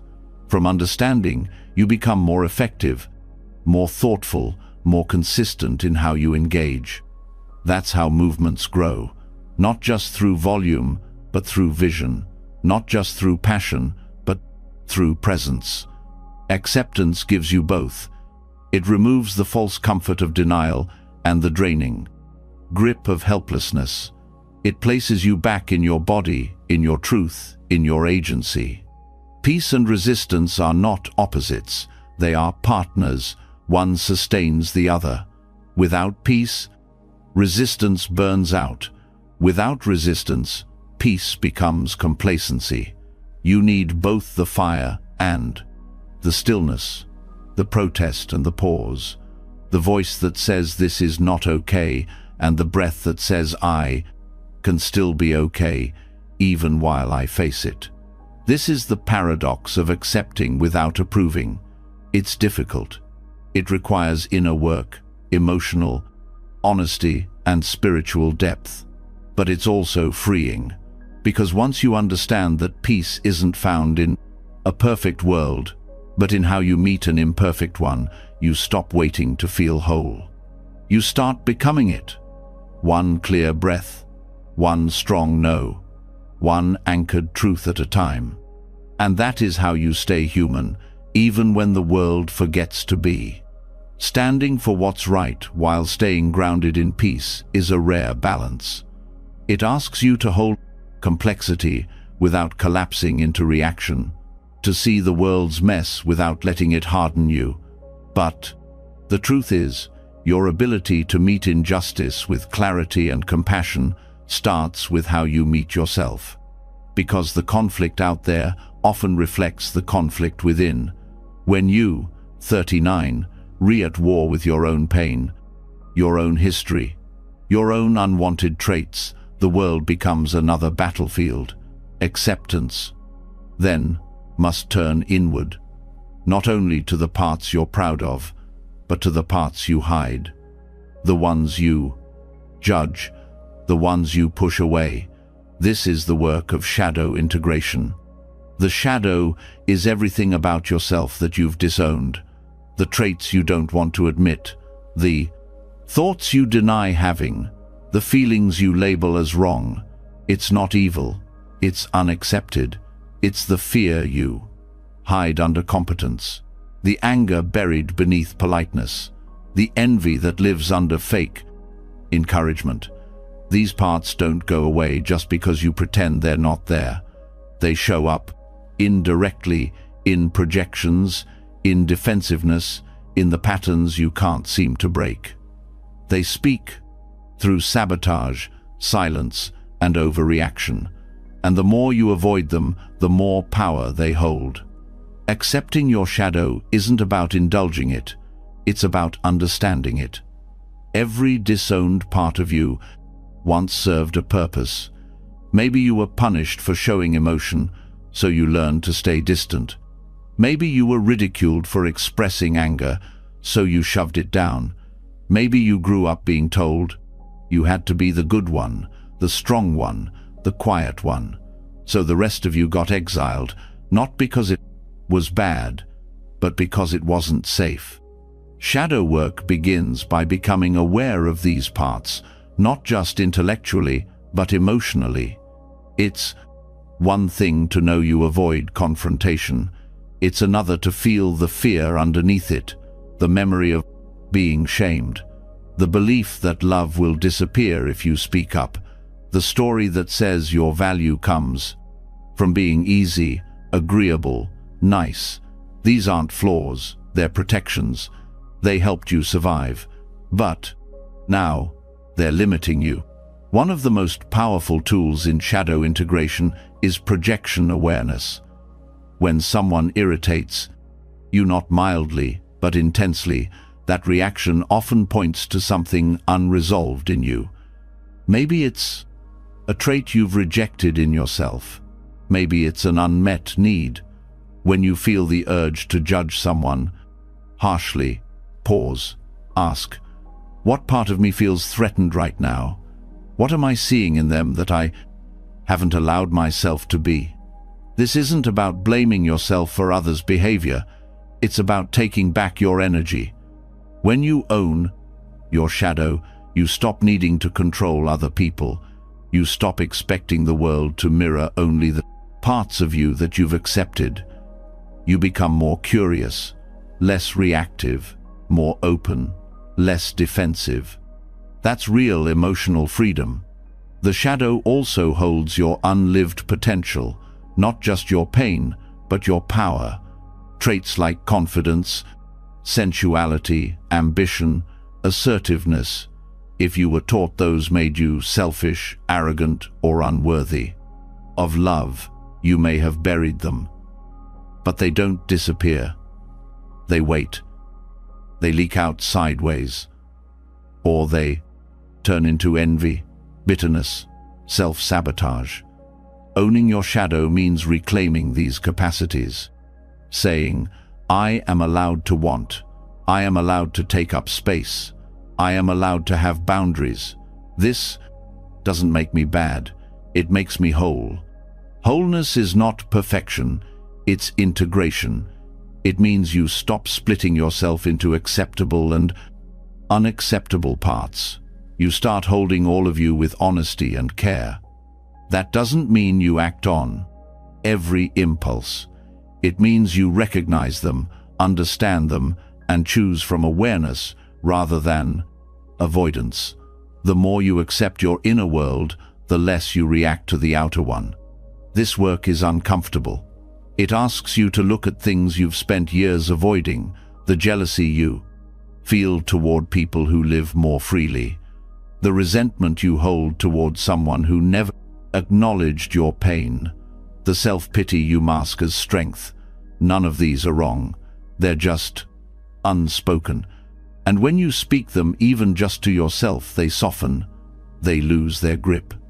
Self-judgment is often what keeps the shadow locked in place. You tell yourself you should be past this, that you're too grown to feel this way, that your pain is not valid because others have had it worse. But growth doesn't 39 come from guilt. It comes from gentle honesty, saying, this is still in me, it hurts, I want to understand it. That approach transforms shame into self-awareness. Another key part of integration is recognizing your masks, the roles you play to avoid rejection, the identities that feel safe but also small. Maybe you're the overachiever, hiding your fear of being average. Maybe you're the helper, afraid to ask for anything yourself. Maybe you're the comedian, covering your sadness with sarcasm. These roles are not fake, they're partial. Shadow work invites you to expand, to let more of you be seen, even when it risks not being approved of. The shadow also includes your unmet needs, the hunger for attention, for validation, for being held. These needs aren't immature, they're human. When you don't acknowledge them, they run your life from underneath. You attach to people who mirror your pain. You chase success, hoping it will fill the silence inside. You overgive, hoping someone will finally give back. But when you start naming these needs clearly, without shame, you stop manipulating others to meet them. You start meeting yourself. Inner conflict begins to dissolve when you stop punishing yourself for being human. The goal isn't to never feel rage, insecurity, or sadness. The goal is to stop pretending those emotions make you unworthy. You can feel deeply and still be grounded. You can carry darkness and still be light. That duality is not a flaw, it's the truth of being alive. Relationships become more honest when you do this work. You stop expecting others to hold what you've rejected. You stop projecting your shadow onto your partner, your boss, your friend. You recognize your triggers as invitations, not threats. And you start choosing connection based on truth, not just comfort. Shadow integration also makes you more compassionate. Not in a performative way, but in a real, felt way. Because once you see your own mess clearly and hold it with care, it becomes harder to judge others for theirs. You don't excuse harm, but you see where it comes from, and that clarity makes your boundaries stronger, not weaker. You no longer need to punish others to feel powerful. You know who you are, and you act from that knowing. This process doesn't have a finish line. New layers of shadow will appear as you grow. That's not failure. That's evolution. Every time you meet a new edge, a fear, a pattern, a wound, you have another chance to choose integration, to stop hiding, to bring more of yourself into the light. The beauty of this work is that it builds self-trust. When you stop running from your inner world, you start trusting that you can handle anything that shows up. You're not scared of being triggered because you know how to explore the trigger. You're not scared of being misunderstood because you're not performing for acceptance. You're not scared of the unknown because you're in relationship with all parts of you, not just the ones that look good. True peace comes from this kind of intimacy with yourself, not because you've resolved every issue, but because you've stopped needing to hide them. Your presence becomes more grounded. Your choices become more aligned. You live from truth, not fear, and that truth holds you even when the world doesn't. So when life gets loud, when others reject you, when parts of you rise up that feel hard to love, meet them, not with judgment, not with shame, but with honesty, curiosity, a willingness to listen. That is the work of shadow integration. That is what makes you whole. Not polished, not perfect, just real, just here, just human fully. The moment you stop hiding from your own shadow, something shifts. You feel more real, more grounded. You, 39, no longer wasting energy pretending. You, 39, no longer at war with yourself.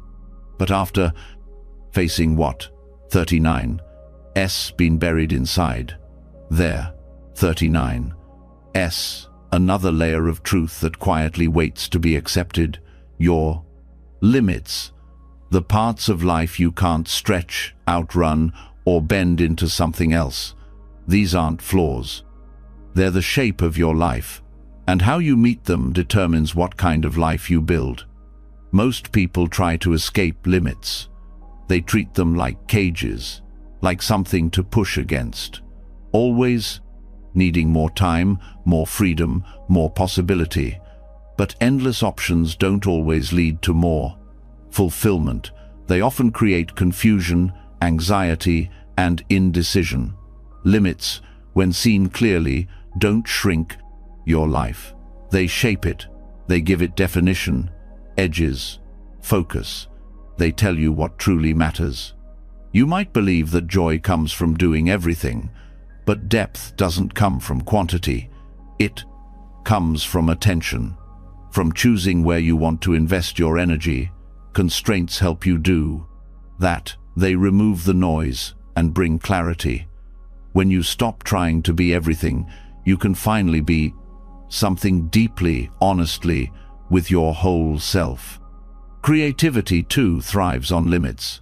Some of the most powerful ideas are born not in total freedom, but in conditions that force you to be resourceful. When you, 39, relimited in time, space, or tools, your brain works differently. It searches more deeply. It experiments. It adapts. That tension becomes a doorway to discovery. You learn to work with what you have, and in doing so, uncover strengths you didn't know were there. The same is true emotionally. When you accept the limits of what others can give you, you stop begging for validation. You stop chasing emotional promises that never come. That acceptance creates space. You start showing up with more presence, more agency, because you've stopped outsourcing your peace. Your joy becomes something you build, not something you hope others deliver. Limits also teach you timing, that not everything can happen at once, that some things take years, that some doors close, not because you failed, but because they weren't meant for you. Accepting this brings rest to your nervous system. It stops the frantic chase for the life you think you should have. You return to the one you're already living, and you begin to shape it with intention. There is also wisdom in physical limits. The body changes. It has needs, thresholds, a pace it asks you to respect. When you ignore those limits, you burn out, you disconnect. But when you honor them, you find rhythm. You work smarter, not harder. You learn to pause before collapse. That isn't weakness, it's awareness. Even emotional capacity has its limits. You can, 39, hold everything for everyone. You can, 39, solve what isn't yours. When you finally accept this, boundaries become easier. You say no without guilt. You rest without justifying it. You stop measuring your worth by how much you carry. You start protecting your energy as a sacred resource, because it is. Time is one of the clearest constraints we all share. You can't stretch it. You can't hoard it. All you can do is decide how to use it. And when you stop fighting that reality, your priorities sharpen. You begin to focus less on what looks impressive and more on what feels aligned. You stop saying yes to every demand. You let go of obligations rooted in fear, and you start living more on purpose. There's also something deeply grounding about realizing you don't have to master everything. You don't need to be good at every role, every task, every skill. Letting go of that pressure opens you to collaboration, to learning, to asking for help. This builds connection. It softens perfectionism. It reminds you that your value isn't in how much you do, but in how honestly you do it. Limitations also help you recognize enoughness. When you're always reaching for more success, more approval, more progress, you never arrive. But when you accept that not everything is yours to chase, you begin to see what's already here. Gratitude becomes clearer. Peace becomes accessible. You're not waiting to feel worthy. You already are. Even loss, which can feel like the harshest form of limitation, carries a lesson. It strips away illusion. It shows you what can't be forced. It brings you face to face with impermanence.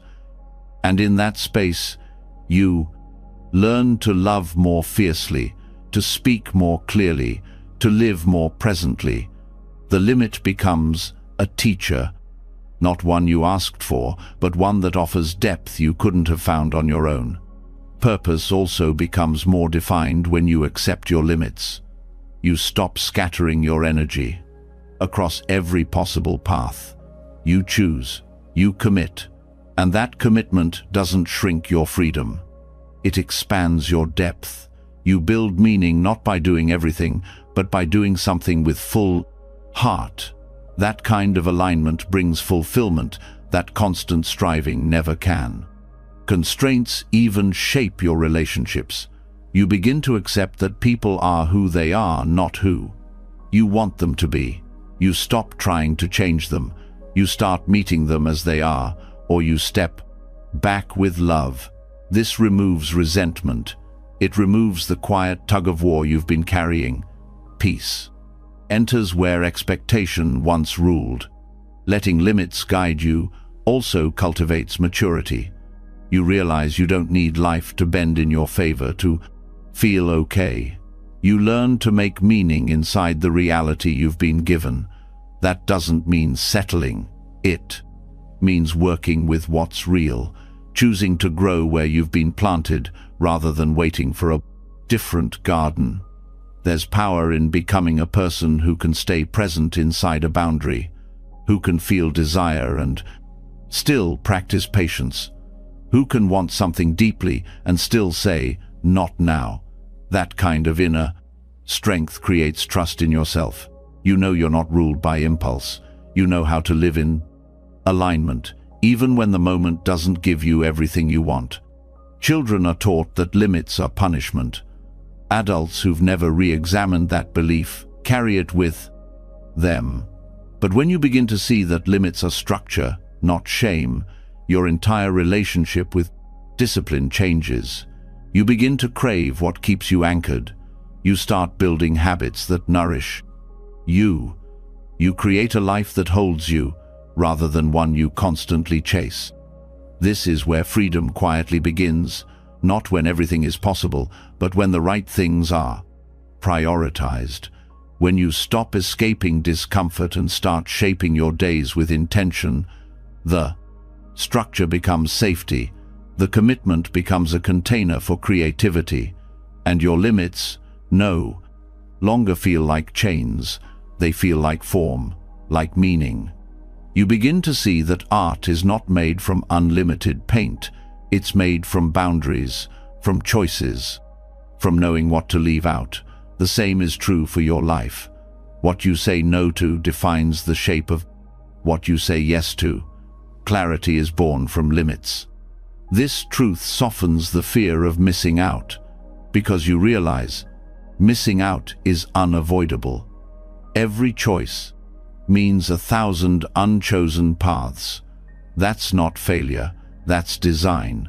And when you trust that, you stop chasing everything. You choose with care. You live with presence. You honor your time by honoring your no. This shift also helps you meet your past with more grace. You stop regretting that you didn't do it all. You start seeing that what you did choose was valid, even if it was imperfect. You forgive the version of you who had to learn through limits, and you thank them for surviving long enough to hand the pen to do the one writing today. Limits, when embraced, become a compass. They tell you where your values live, where your energy belongs, where your real life is waiting, not the ideal life in your head, the one here, the one unfolding, moment by moment, inside the edges you once tried to escape. And maybe you still want more, maybe there's still ambition. That's not wrong. It just doesn't have to come from scarcity. It doesn't have to fight against your reality. It can grow inside your current life, inside the time you do have, the resources you do hold. That's not settling, that's mastery. So you stop seeing limits as threats, and you begin to see them as the very shape of your path. Not obstacles, outlines. Not barriers, invitations to focus, to simplify, to deepen. And when you stop trying to be everywhere, you finally arrive fully here. And from here, everything starts to mean more. Once you begin to honor the structure of your limits instead of resisting them, you no longer feel small, you feel focused. You stop chasing every version of life and start choosing the one that feels most aligned. But there's another form of pressure, one even deeper, often invisible, that can still keep you restless. The version of yourself you think you should be, the image you, 39, built over years of comparison, expectation, and quiet self-criticism. It doesn't matter how present your life becomes if you're still trying to measure up to a false ideal, you'll always feel behind. The idealized self is built quietly. It starts as a wish to be admired, to be more disciplined, to always say the right thing, to achieve effortlessly, to never disappoint anyone. Over time, that wish becomes a blueprint, an invisible checklist you carry around, and when your real self doesn't match it, you feel guilt, shame, and self-doubt, not because you've done something wrong, but because you're measuring yourself against something unreal. This self-image isn't rooted in authenticity, it's built from fragments, a parent's expectations, a teacher's approval, a culture's definition of success. It doesn't come from truth, it comes from performance. And the longer you chase it, the more disconnected you become from your actual life. You try to fix what was never broken. You try to become someone you were never meant to be. Letting go of the idealized self doesn't mean lowering your standards. It means removing the pressure to become a person who only exists in your imagination. That version might seem perfect, but it's hollow. It's not alive. It doesn't laugh the way you laugh. It doesn't fail and grow. It doesn't know how to feel joy without conditions. It's a projection, a protective one, yes, but still a projection. The mind creates this version to feel in control. It says, if I become this, then I'll be safe. Then I'll be enough. But no matter how close you get, the target moves. The more you achieve, the more the ideal grows. That's because it was never meant to be reached. It was designed to keep you running. Real peace comes when you stop running, when you stop managing your identity like a project, when you start showing up as you are, not as who you think people want. That kind of presence is vulnerable, but it's also powerful, because when you, 39, no longer hiding behind an image, your connections deepen, your energy returns, your voice becomes clearer. Much of this false self is built through comparison, watching others live their curated lives and feeling the need to compete. But the truth is, you're comparing your insides to someone else's outsides. You're holding your private pain against their public success. That distortion fuels the belief that you're behind, that you're not enough. But the self you think they are isn't even real. It's edited, it's filtered, it's controlled. Comparison is one of the fastest ways to lose sight of who you are. And the more you chase someone else, 39's life, the more you abandon your own. The only way back is through honesty, through asking, who am I when I'm not performing? what matters to me, not because it's impressive, but because it feels right. Letting go of the idealized self also means grieving. You grieve the fantasy, you grieve the years spent chasing a version of yourself you thought would finally make you feel worthy. That grief is important. It's not failure, it's clarity. It's the beginning of coming home. This homecoming starts with small acts, wearing what feels good instead of what's expected, saying what's true instead of what sounds perfect, resting when your body asks, even if your mind says you haven't earned it. These moments may seem insignificant, but they build identity rooted in truth. You stop shaping yourself for approval and start becoming someone you recognize. Much of your suffering comes from rejecting parts of yourself that don't match the ideal. The part that gets anxious, the part that feels insecure, the part that doesn't know what's next. But these parts aren't wrong. They're human. They don't need fixing. They need space. They need to be met with patience, not judgment. Accepting them doesn't mean you stop growing. It means you stop growing away from yourself. You stop using self-improvement as a disguise for self-rejection.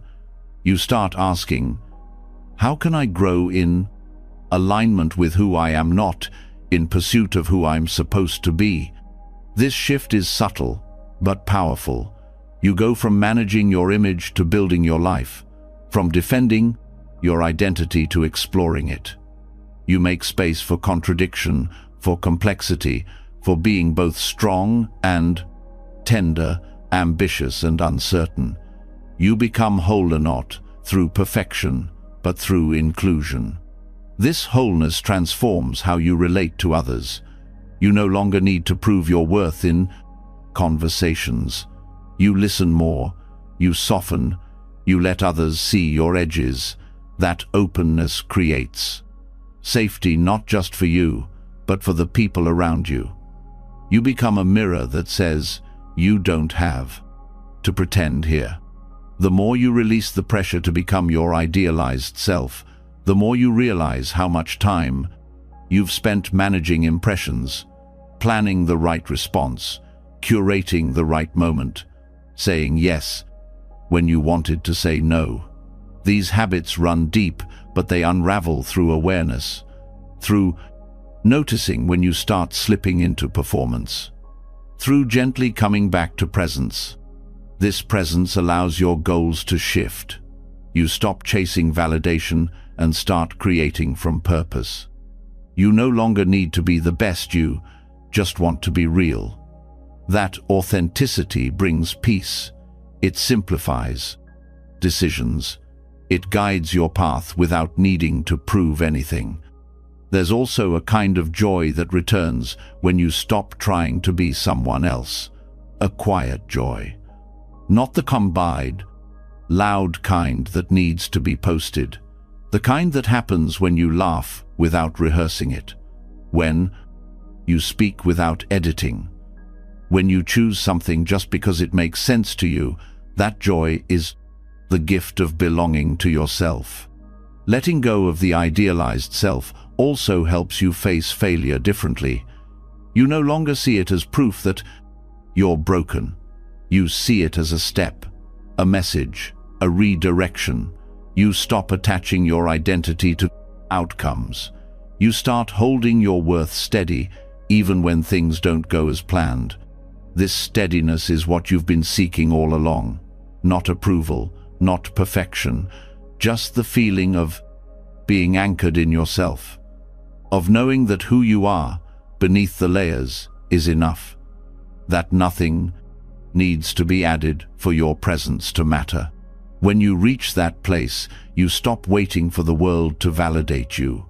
You start showing up because it feels good to be here, not to impress, not to win, just to live, to feel, to love, to offer what's yours to give, without apology.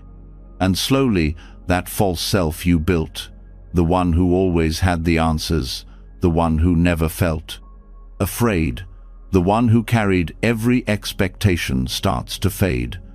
Not violently, just quietly, like mist, burning off under the weight of truth. And what's left isn't smaller, it's real. And from that realness, you begin again. Not as someone you, 39, retrying to become, but as someone you finally are. Letting go of the idealized self is one of the deepest acts of honesty. When you stop chasing the version of you that only exists in your mind, you finally meet the person who's been here all along. That meeting opens a door not just to freedom, but to compassion. And sometimes what that compassion has to face is not just emotional discomfort, but the hard physical reality of being in a body that struggles.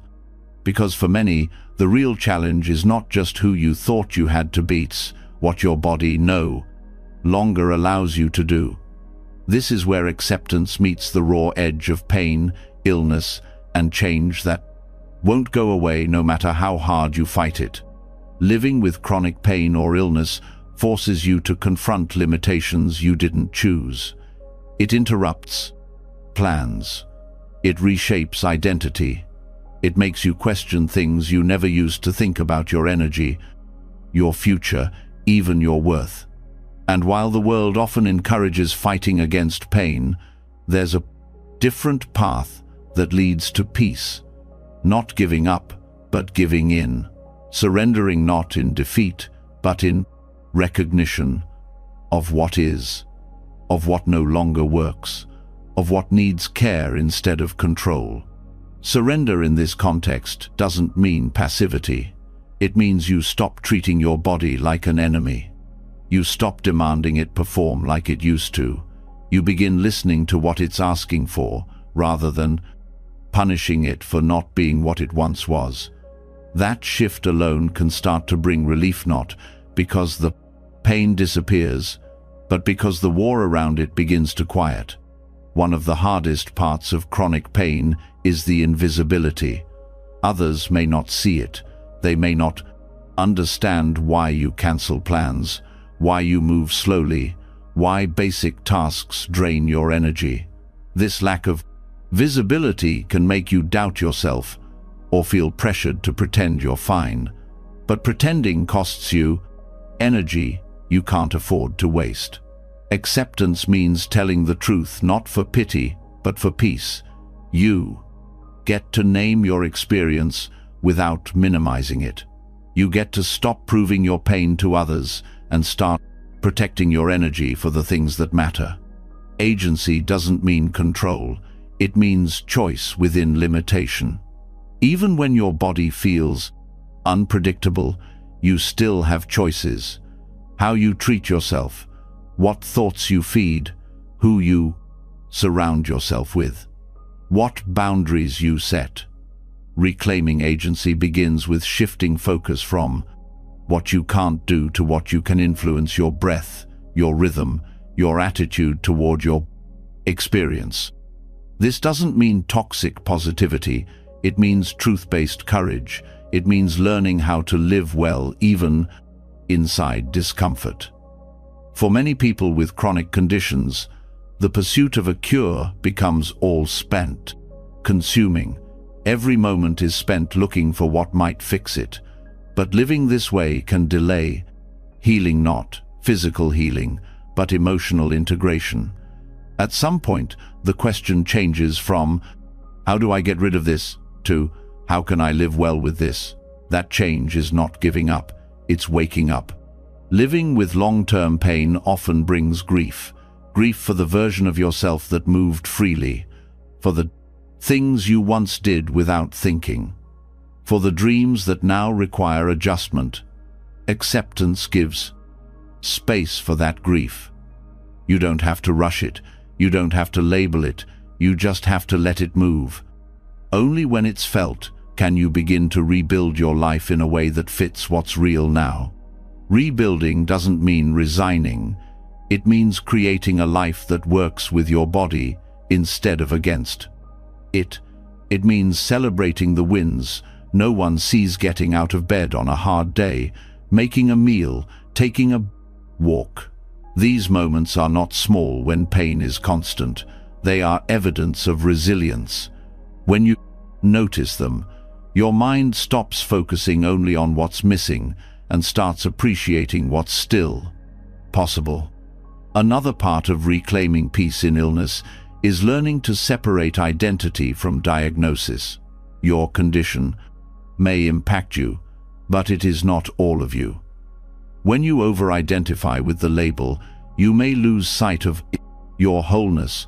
You become your symptoms. Your entire life narrows into what hurts. Acceptance expands that view. It reminds you, I am still here. I still have preferences, humor, insight, creativity. The Brocco illness lives in me, but it does not erase me. Relationships change when you live with chronic conditions. Some people fade away, others grow closer. Some don't know what to say, and their silence can feel like abandonment. But part of reclaiming your space is recognizing that not everyone is equipped to understand you, and their confusion doesn't have to become your shame. The more honest you are with yourself, the more you'll naturally attract those who hold space without needing you to explain everything. Pain has a way of breaking routines. It makes planning harder. It makes the future feel fragile. One way to respond is to shift from outcome-based living to presence-based living. Instead of measuring your day by what you accomplished, you begin to notice how you showed up. Did you breathe through discomfort? Did you listen to what your body needed? Did you say no when you needed to rest? These moments create a new form of success, not measured by productivity, but by alignment. Rest becomes a form of wisdom. In a world that equates worth with doing, choosing to rest can feel like failure. But when you're living with limited energy, rest becomes strategy. It's how you recover, how you avoid setbacks, how you preserve capacity for joy. Accepting your need for rest isn't weakness, it's intelligence. It's self-respect. Mindfulness practices often help, but only when they're done with compassion, not pressure. You're not trying to meditate your way out of pain. You're trying to bring awareness to the pain without being consumed by it. This subtle shift allows you to coexist with discomfort rather than resist it with tension. Your breath becomes a resource, not to fix anything, but to stay with it, to stay with yourself. Community can also bring relief, not just from friends and family, but from others who live with chronic conditions. Hearing someone say, "Me too," softens the isolation. It reminds you that you're not alone in navigating a body that doesn't always cooperate. In those connections, you may find new language, new coping tools, even new hope. Creativity becomes another tool for expression. Writing, art, movement, sound. These are ways of translating experience when words fall short. They allow you to make meaning out of what feels meaningless. They turn struggle into story, pain into poetry. You stop being just a patient and become a creator again, someone who shapes their experience instead of being shaped by it. Chronic pain also rewires your understanding of strength. You learn that strength is not loud. It's not always visible. Sometimes it looks like canceling plans. Sometimes it sounds like asking for help. Sometimes it feels like doing nothing when the world demands more. This version of strength is slower, quieter but deeper, and it lasts longer because it's rooted in truth. Acceptance doesn't mean you stop seeking improvement. It means you stop tying your peace to results. You can still pursue healing without making your current state wrong. You can still hold hope without turning the present into a problem. That balance between effort and ease, between striving and surrender is what allows life to feel livable again. Your story is not only about what you've lost, it's also about what you've learned. How to slow down, how to listen, how to live with nuance. These lessons don't come through ease, they come through endurance. And they give you insight most people don't have. Not because you asked for it, but because you faced what others avoid. And that insight, it becomes your power. Not in a heroic way, but in a quiet, steady way that lives in your choices, your values, your presence. That presence is healing, not just for you, but for those around you. You become a reminder that even inside limitation, there can be grace. Even inside discomfort, there can be purpose. This is not the life you planned, but it is still a life, and it still matters. The way you show up for it, the way you meet each moment without needing it to be different. That's agency, that's strength, that's peace, even when pain persists. You don't have to become a symbol. You just have to be you, as you are, right here. And the more you honor that, the more whole you feel, even in a body that's healing slowly or not at all. Because acceptance isn't about fixing everything. It's about finally realizing that you were never broken. Accepting the reality of a body in pain reshapes what strength means. It invites presence over pressure, honesty over perfection, and a softer kind of power that can exist even within limits. And once you start living from that deeper truth zone that no longer fights reality but responds to it, you begin to see how ancient that wisdom really is. Long before psychology gave words to surrender, long before medicine explored the body-mind connection, humanity looked to myth to understand suffering, limitation, and letting go. In those stories, buried in symbolism and ritual, are the same truths still asking to be remembered now. Myths were never meant to entertain. They were created to explain the parts of life that can't be controlled: death, loss, sacrifice, change. They offer symbols instead of strategies, images instead of instructions. And in those symbols lie teachings that can't always be spoken directly. They are truths you feel before you understand them.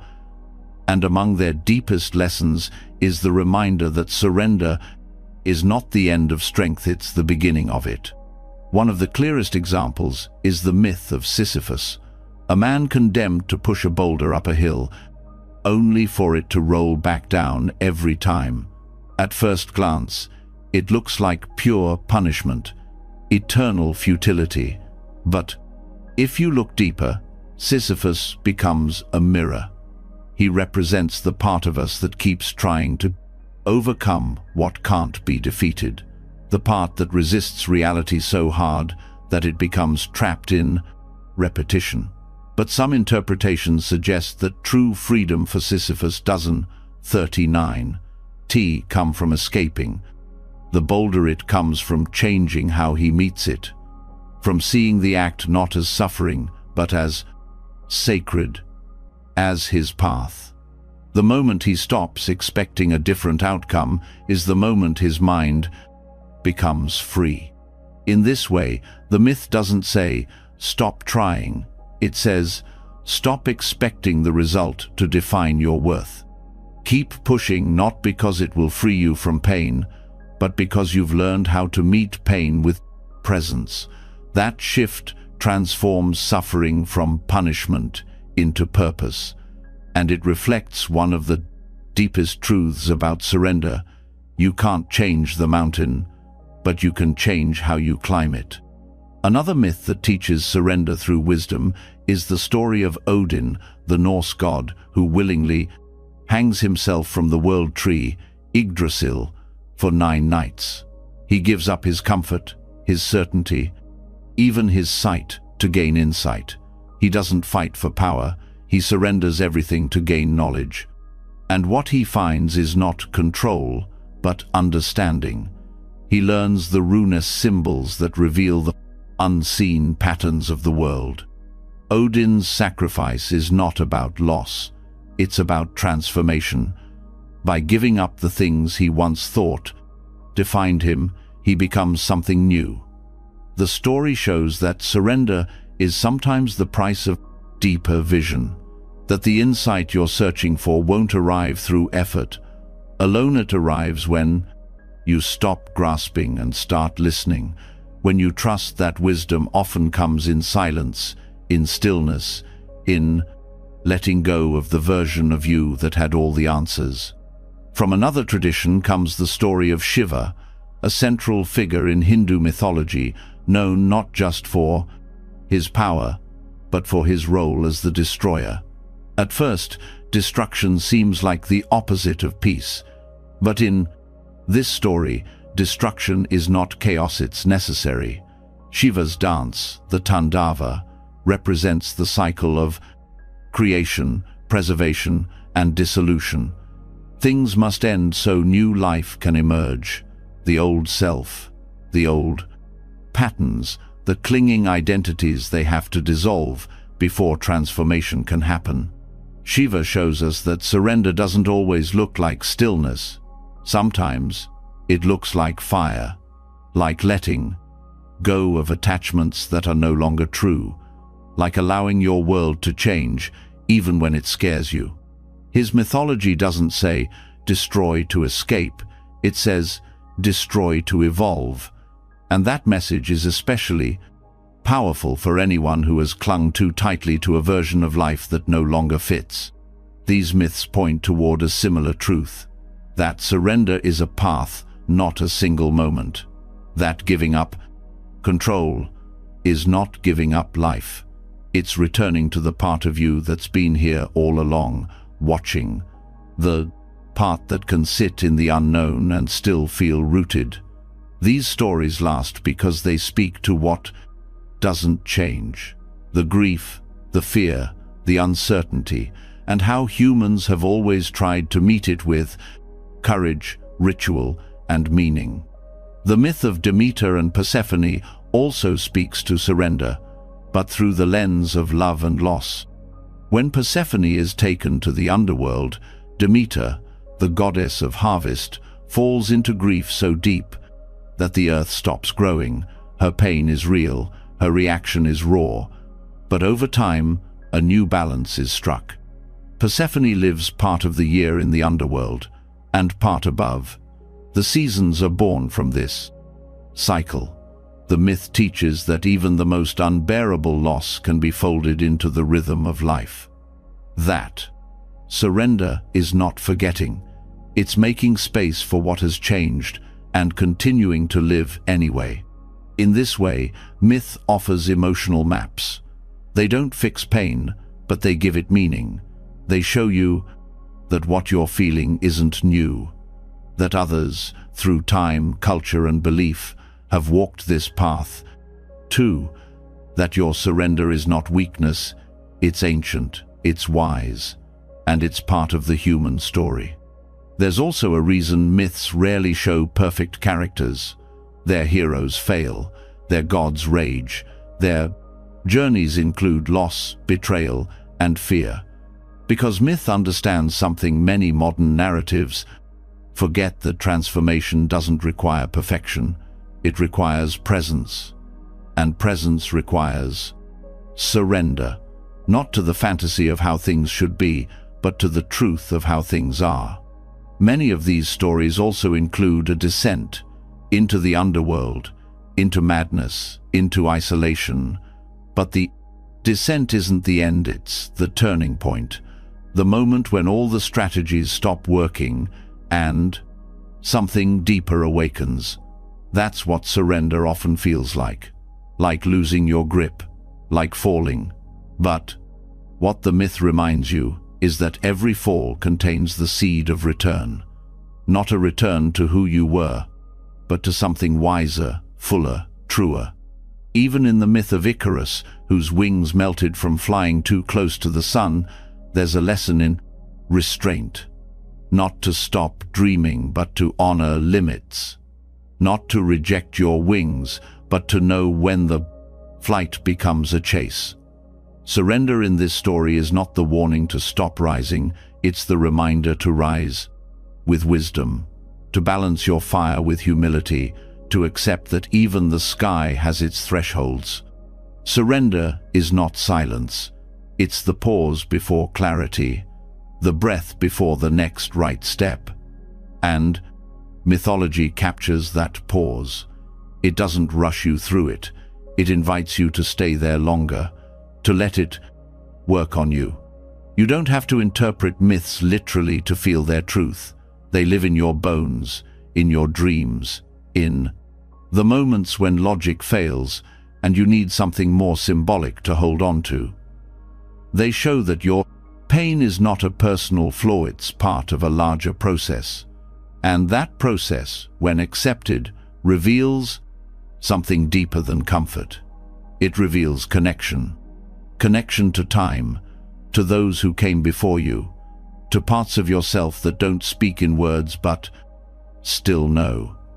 Myths teach through metaphor what you may not be ready to admit out loud, that life will hurt, that endings will come, that control will slip, and that there's still meaning on the other side of all of it. Surrender is rarely a choice made once, it's made again and again, each time you meet something you can't fix, each time you lose something you loved, each time the future you planned no longer exists. Myths remind you that you, 39, are not the first to face that moment, and you won't be the last. But you can choose how to walk through it, not with certainty, but with courage. In that courage, something new is born. Not control, not predictability, but presence. And presence is what the stories always return to. The one who descends returns. The one who loses finds meaning. The one who lets go gains something they didn't know they were searching for. This is the quiet wisdom of myth.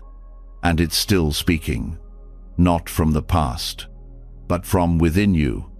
Right now, the wisdom found in mythology teaches that surrender is not the absence of strength, but its most sacred form. Myths remind us that pain, failure, and change are not flaws in the story, they are the story.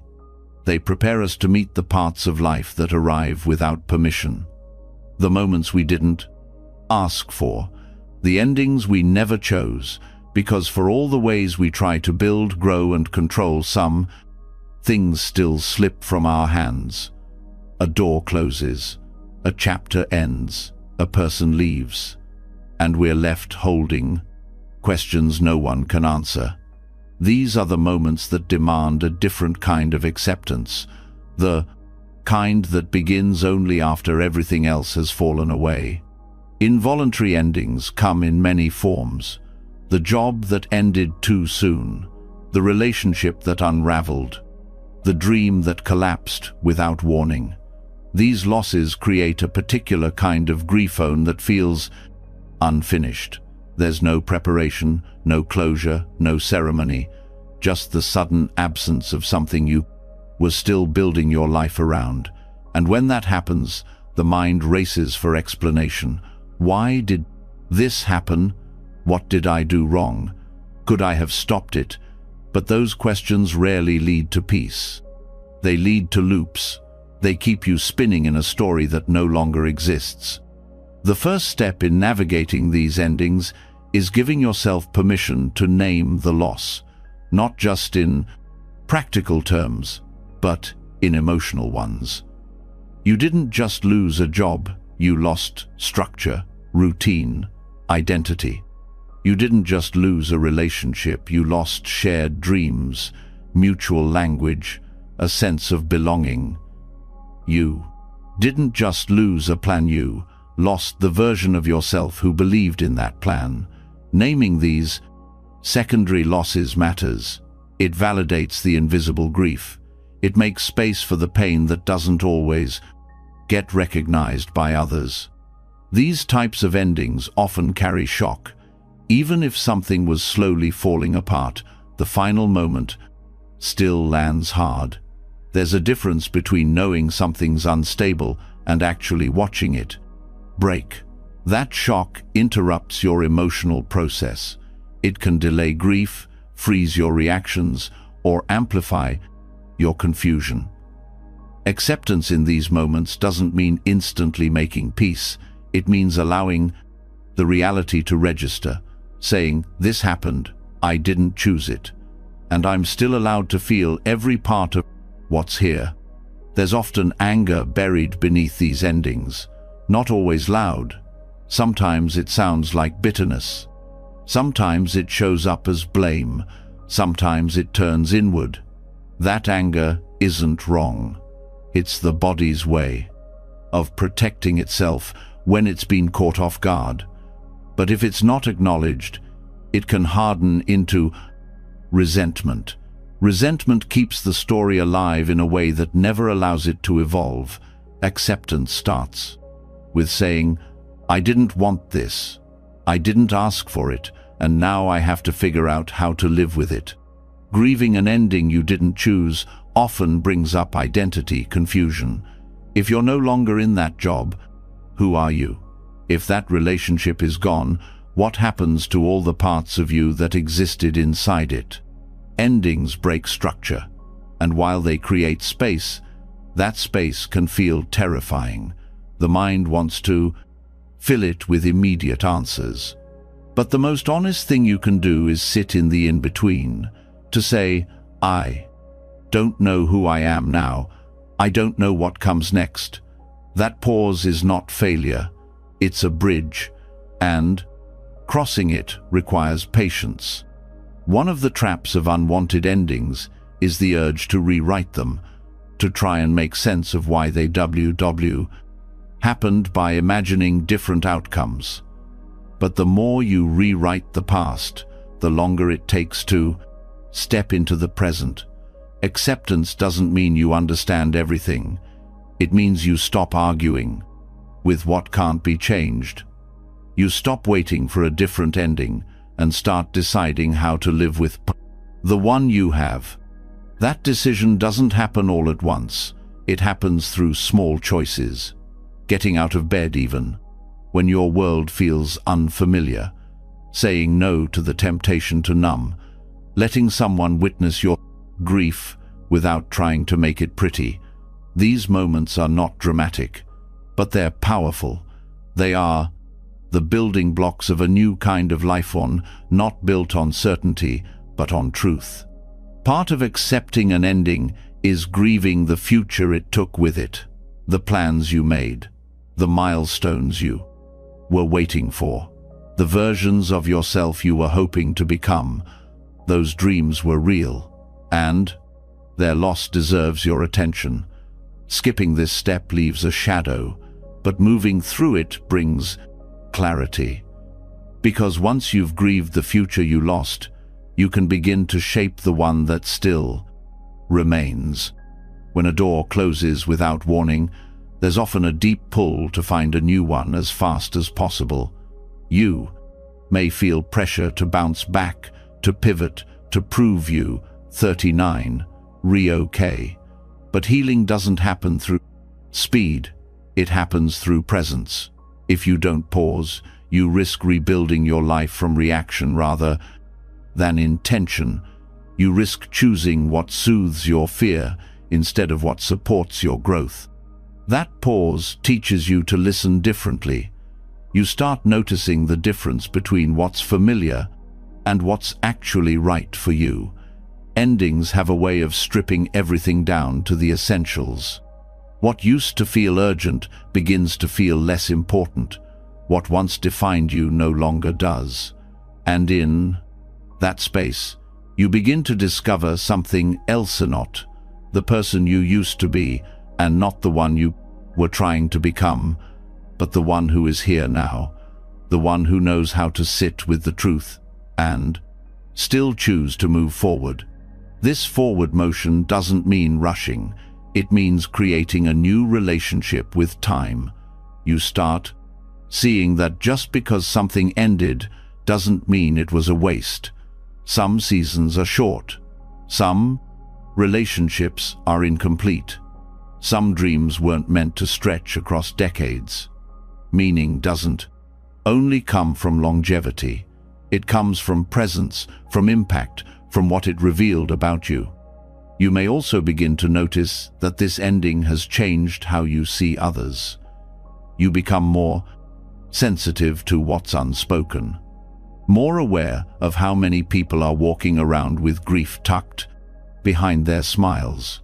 This doesn't make you fragile, it makes you compassionate, and that compassion creates connection, because now, when someone else faces an unexpected ending, you won't offer empty advice, you'll offer space. And that space is often the most healing gift there is. Letting go of something you didn't want to lose takes time, not just to feel the grief, but to rebuild trust in yourself, in the world, in whatever comes next. That trust is not blind, it's not naive, it's slow, earned, layered. It says, I've been through loss and I'm still here. I may not be the same, but I am still whole. I may be changed, but I am not broken. As that trust returns, so does your creativity. Not necessarily in artistic form, though sometimes it does, but in the way you think, in the way you make decisions, in the way you dream again. The ending didn't erase your imagination. It simply invited you to use it differently, not to escape, but to create. From where you are, with what's still possible. Eventually, what felt like a fracture becomes a doorway. Not because the pain disappears, but because you've stopped resisting it. You stop defining your life by what left. You begin to shape it around what stayed. Your integrity, your voice, your ability to love, your capacity to feel. These are not small things. They are everything. And when you look back, the ending will still hurt. It might always hurt, but the story will have grown. You'll see not just the loss, but the way you lived through it, the way you softened instead of closing, the way you made space for what came after. That is your power, not in avoiding endings, but in surviving them. And from that survival, a new kind of beginning slowly unfolds. The hardest endings are the ones we didn't choose, the losses that arrived before we were ready, if we ever could be. But even when we manage to make peace with change, when we rebuild after grief and soften into the life that remains, there's still one truth we often avoid, even though it waits for all of us. One final ending that can't be rewritten, postponed, or reasoned with. Death doesn't ask for permission. It doesn't wait until things feel complete. And yet, when faced directly, it has the power to transform how we live. It becomes the most honest teacher of acceptance we will ever meet. Contemplating death isn't about despair. It's about clarity, about looking at life without filters, without fantasy, not to cause fear, but to remove the distractions that keep us from fully living. Because when you understand that time is limited, that your days are not guaranteed, everything trivial starts to fall away. You stop wasting energy on proving, pleasing, performing. You start asking different questions. Who matters to me? What do I want to feel? What is actually worth my attention? Mortality brings you back to what's real. It reminds you that control is an illusion. You can shape your habits, guide your choices, influence your path, but you cannot protect yourself from impermanence. Trying to do so only creates tension. But when you accept that nothing lasts forever, you begin to cherish it more, not with attachment, but with presence, with gratitude, with an understanding that beauty doesn't need to be permanent to be meaningful. Most people fear death not just because of the unknown, but because of what it reflects. unlived, dreams, unspoken words, relationships left unresolved. Death doesn't just threaten life, it exposes how much of it has been avoided. That's why avoidance of death often leads to avoidance of life. You postpone joy. You delay honesty. You pretend there will always be more time. But the truth is, you only ever have this time. When you allow yourself to reflect on death without flinching, something softens, not in weakness, but in wisdom. You start noticing how quickly things change, the way people age, the way opportunities pass, the way even the most difficult seasons eventually shift. This awareness doesn't make life heavier, it makes it sacred. You begin to understand that every ordinary moment is a chance to pay attention. Every breath is a quiet gift. Facing death also brings humility. You realize how little you actually control, how fragile plans are, how quickly everything can change. But instead of making you powerless, this recognition makes you more present. You stop trying to force your way through life and start learning how to participate in it. You make peace with uncertainty, not by liking it, but by seeing it as part of what makes everything matter. Contemplating death also helps you release the pressure to be significant. The legacy you leave is not about grand impact. It's about how you lived, how you loved, how you showed up when no one was watching. You stop chasing validation from people who won't be there at your funeral. You start offering your attention to the ones who sit with you in silence, who make space for your truth, who walk with you even in your uncertainty. This shift invites a kind of generosity. You realize you don't need to hoard your energy for the perfect moment. You can give now, listen now, forgive now, because waiting comes with a cost. It delays the very things that give life its meaning. Death teaches you to stop waiting. It calls you to be alive while you, 39, still here. Grief and mortality also deepen empathy. Once you, 39, felt the pain of final loss when there, 39, snow, returning, do you begin to approach others more gently. You speak softer. You love louder. You see people not as roles, but as temporary visitors in your life, and yourself as one in theirs. This awareness creates reverence. You understand that every goodbye might be the last, so you begin to mean your words more. You begin to pause more. You begin to live as though presence is the most valuable thing you have. Reflecting on death also strips away superficial fear. You stop worrying so much about failure, judgment, or disapproval. When you know everything ends, you begin to ask, what's really worth fearing? Is it worse to failure, to never try? Is it worse to be misunderstood, to stay silent your whole life? Mortality doesn't ask these questions to punish you. It offers them as mirrors to help you choose differently. Even your relationship with time begins to change. You stop measuring days by productivity. You start measuring them by alignment. Was I honest today? Did I notice something beautiful? Did I connect, even briefly, with something that mattered? That becomes the new definition of a meaningful day.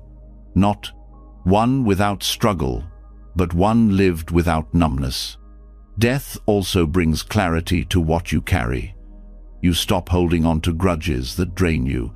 You start offering grace to others, not because they earned it, but because you no longer want to waste your life being bitter.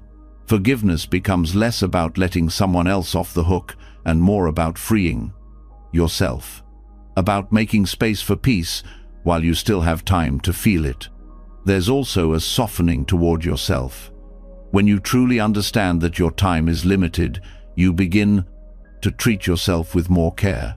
You stop waiting until you're perfect to feel proud. You stop postponing self-compassion.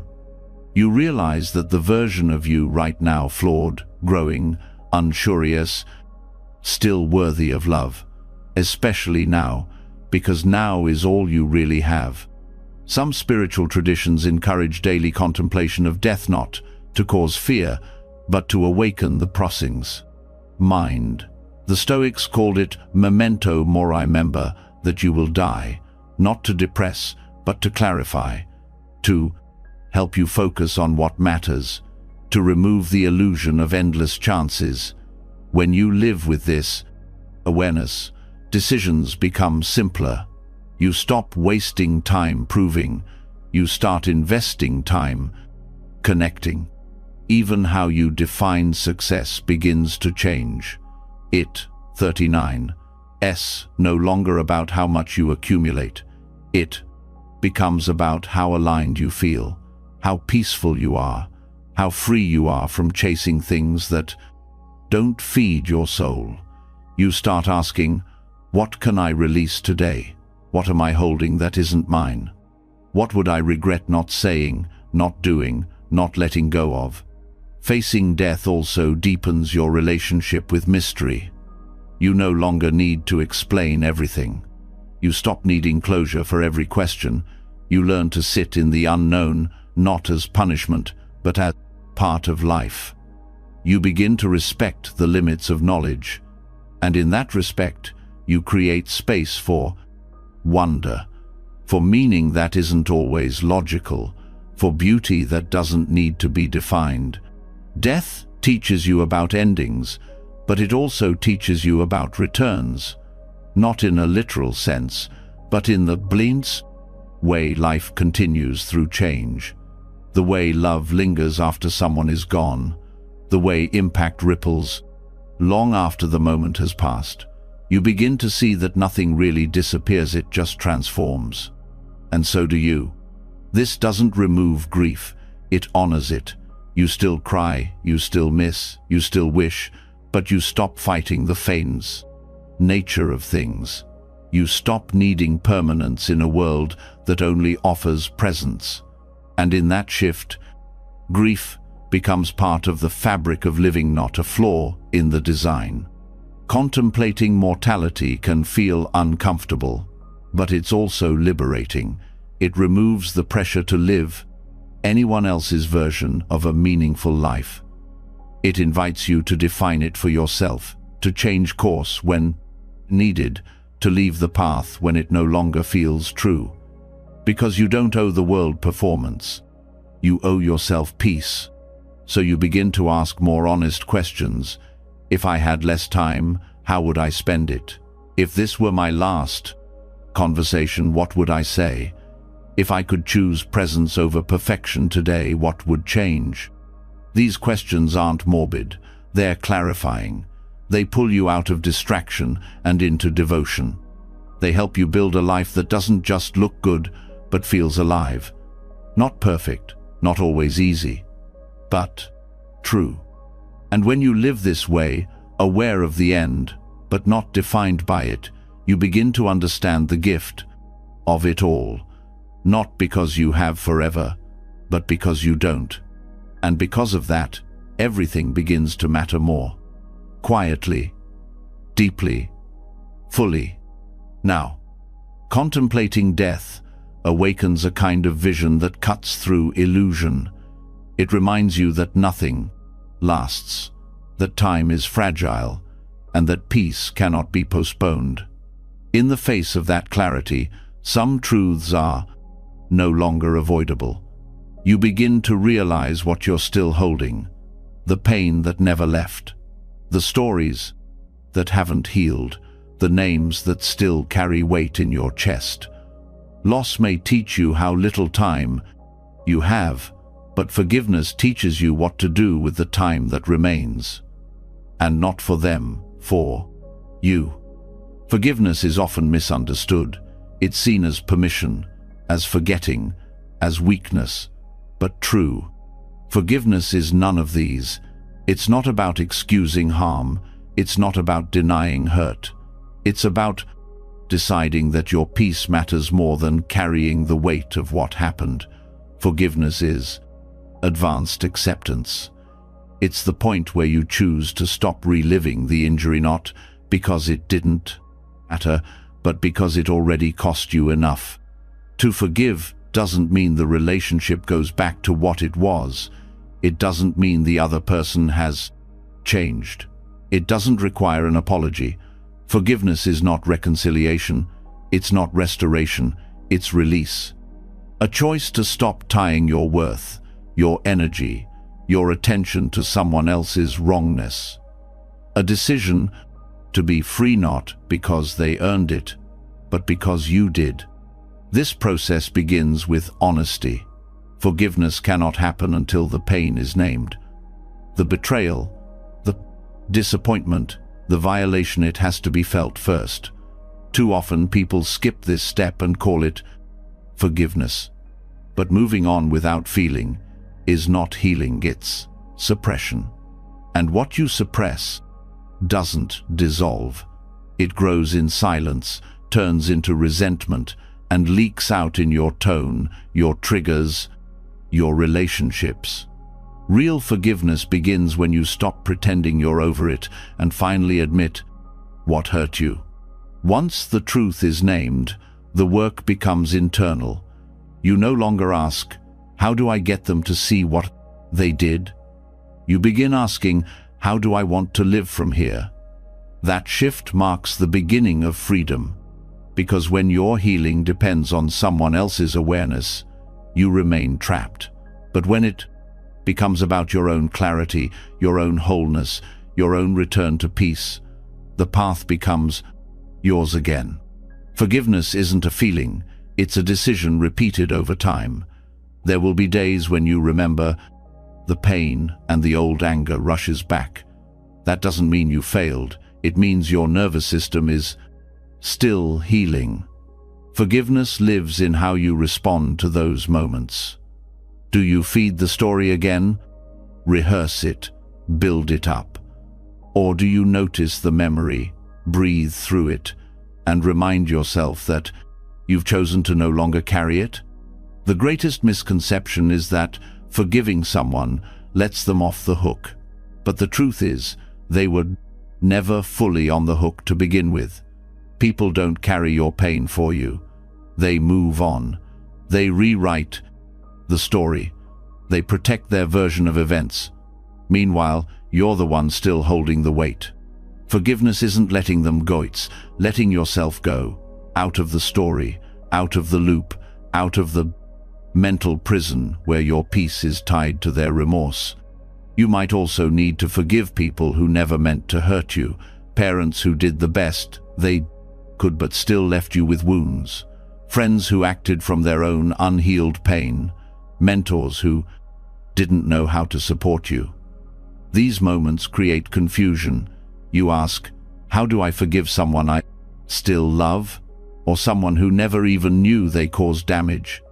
The answer is the same, not through denial, but through understanding. Not to make it okay, but to stop letting it define you. Forgiveness does not mean the hurt didn't happen. It means it no longer controls how you love, how you speak, how you see yourself. You stop being the person shaped by what broke you and start being the person shaped by how you chose to heal. This kind of forgiveness is not loud. It doesn't need a declaration. It lives in your body, in the softening of your breath, in the quiet moments where you feel light again for the first time in years. Sometimes the hardest person to forgive is yourself, for the words you didn't say, the signs you ignored, the years you stayed, the dreams you let go of. That internal judgment is heavy, and often it's more brutal than anything someone else has said. But holding yourself hostage doesn't create change, it creates shame, and shame keeps you stuck. Forgiveness begins when you tell the truth, without punishing yourself for it. I made the best choice I could with what I knew then. I didn't know how to do better, but I can now. Forgiving yourself isn't about erasing regret. It's about integrating it, learning from it, letting it shape you without defining you. Every mistake becomes a teacher. Every misstep becomes a reminder, not of who you were, but of who you're becoming. You can carry the lesson without carrying the punishment. There's also a deep kind of forgiveness that happens in layers. Sometimes you think it's finished, and then something triggers the memory again. This doesn't mean you're weak, it means you're healing in waves. With each layer, the pain loses some of its power, not all at once, but slowly, like a rope, loosening knot by knot until you finally breathe. Forgiveness also teaches you boundaries. It shows you that peace isn't found in exposure to the same harm. You can forgive someone and still decide they don't have access to you anymore. That boundary is not revenge, it's self-respect. Forgiveness without boundaries is not noble, it's dangerous. Forgiveness with boundaries is wisdom. It says, I release you from my rage, but I will not abandon myself to keep the peace. This is where forgiveness becomes self-care, not just an emotional concept, but a practical way to live. You sleep better when you're not rehearsing the pain. You think clearer when you're not consumed by resentment. You show up more fully when you're not guarded by unresolved fear. Forgiveness makes room for joy, not because it erases the past, but because it stops dragging the past into every new moment. It's also worth saying that forgiveness is not always instant. It can take months, years, even decades to reach a place where the heart lets go. That timeline doesn't make you broken. It means you're human. Don't rush your process, but don't idolize your pain either. At some point, you will need to choose, do I want to be right about how I was wronged, or do I want to be free? There's a kind of pride that lives in being the victim. It feels righteous, it validates the pain, but staying there too long becomes a cage. Forgiveness invites you out not to forget, but to remember differently. To tell the story from the other side, not from the wound, but from the healing, not from the breakdown, but from the rebuild.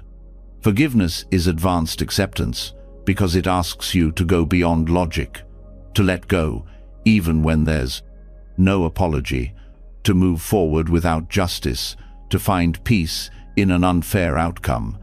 This doesn't mean injustice is okay. It means your healing is not waiting for the world to be fair. It's available now. In how you meet this moment, in how you care for your own heart, in how you choose to rise without bitterness. You don't need anyone else to change for you to feel free. You don't need the past to rewrite itself. You don't need time to reverse. You only need this moment. And a willingness to say, I will not carry this anymore. I will not give this pain any more years than it already took. I release this not because they deserve peace, but because I do. That is forgiveness. A choice made quietly, an act of courage, a return to self.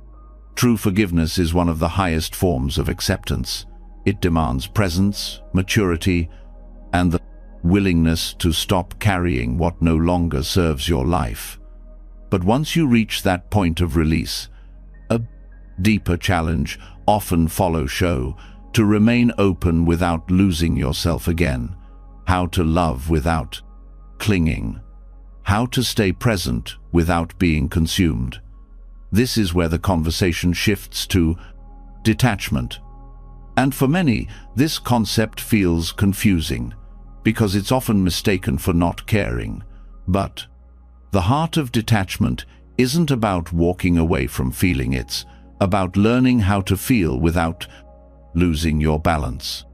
Detachment is not apathy. Apathy says nothing matters. Detachment says not everything has to define Me. Apathy closes the heart. Detachment keeps it open, but steady. It allows you to be involved without becoming entangled. To love someone without needing to control them. To experience pain without becoming the pain. To witness change without panicking. This isn't disconnection, it's grounded presence. It's holding space for what is, without making it your entire identity. The confusion between detachment and indifference comes from how often we've seen people shut down in the name of self-protection. But numbness isn't the goal, it's a reaction to overwhelm. True, detachment doesn't come from fear, it comes from clarity. It's not a way to escape discomfort. It's a way to hold it more wisely, to be in the experience without being swallowed by it. One of the core teachings of healthy detachment is the understanding that nothing belongs to you, not people, not outcomes, not even the image of who you thought you'd become. Everything is in motion. And trying to freeze it, hold it, or shape it into what you planned only creates suffering. Detachment invites you to participate in life without gripping it, to enjoy the moment without needing it to last forever. This doesn't make you passive, it makes you discerning.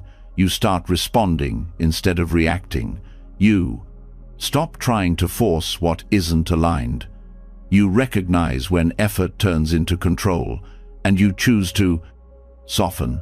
That softening is not weakness, it's wisdom. It's knowing when to let life speak before you answer it. It's choosing to engage with intention, not from urgency. Detachment also teaches emotional responsibility. You begin to understand that other people's emotions are not yours to fix, that you can be compassionate without becoming someone else's container, that you can listen without losing your center. This boundary is not cold, it's kind, because it honors your energy. It allows you to show up with love instead of resentment, with presence instead of pressure. Healthy detachment is rooted in trust. Trust that life unfolds in ways you don't always understand. That you don't need to chase what's meant for you. That space is not emptiness, it's invitation. You stop gripping for control because you no longer believe everything rests on your effort alone. You begin to believe in timing, in cycles, in the quiet intelligence of what unfolds naturally when you stop forcing. This doesn't mean you disengage from people or stop caring about outcomes. It means you stop placing your worth in their hands. You stop tying your peace to how others behave. You learn to love with open hands, not clenched fists. You give without attachment to being needed. You care without the condition of being in control. One of the most beautiful expressions of detachment is allowing someone to walk their path even when it doesn't include you, even when it challenges your hopes, even when their choices are painful to witness. This isn't coldness, it's respect for their autonomy, for their lessons, for the truth that we all find clarity in different ways. Detachment lets you hold space without trying to rearrange it. It also applies to goals. You still pursue them, you still work hard, but you stop building your identity around their success. You stop needing everything to go your way to feel whole. You let the process shape you more than the result. Detachment removes the pressure to prove. It replaces it with a quiet commitment to what feels right, whether or not it leads where you expected. In relationships, detachment creates balance. You stop asking others to be your source of validation. You become whole enough to share love, not search for it. You no longer collapse into someone else's approval or shrink under their rejection. Your value stays with you. This doesn't make you distant, it makes you steady. You connect because you choose to, not because you need to. Detachment also strengthens your boundaries. You stop trying to be everything to everyone. You learn that saying no doesn't make you unkind, it makes you honest. You recognize when giving too much turns into self-abandonment, and you adjust, not out of guilt, but out of self-respect. Boundaries are easier to maintain when your worth isn't tied to how others see you. You also begin to accept discomfort as part of growth. Detachment doesn't mean escaping hard emotions. It means letting them move through you without building a new identity around them. You can feel disappointment without despair. You can grieve without getting lost. You can be afraid without being defined by fear. Emotions become experiences, not life sentences. Letting go becomes a practice, not a one-time event. You release not because you don't care, but because clinging is costing you clarity. You allow life to move through you, not stick to you. Detachment helps you navigate endings without bitterness. It helps you welcome new beginnings without needing guarantees. You begin to hold the unknown not as a threat, but as part of being alive.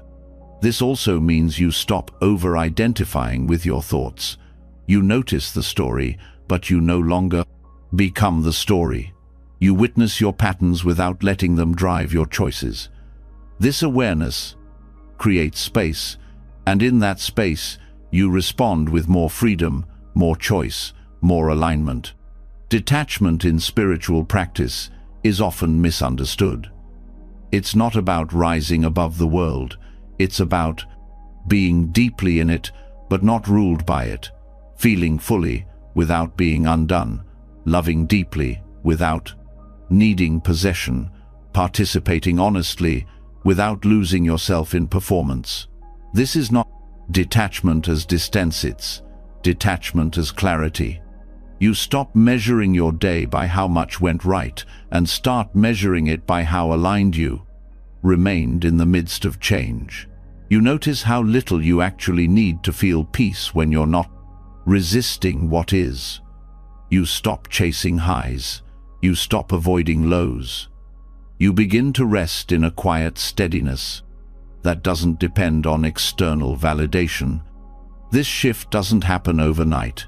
It's a slow unlearning, a returning, a daily practice of softening the grip, of catching yourself when you cling, of remembering that nothing real is threatened by your letting go.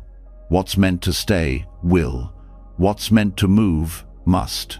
You stop resisting that truth. You begin to trust it. And in that trust, you find something rare, a heart that stays open without attachment, a life that moves with flow, not fear, a presence that no longer needs to control every outcome to feel free.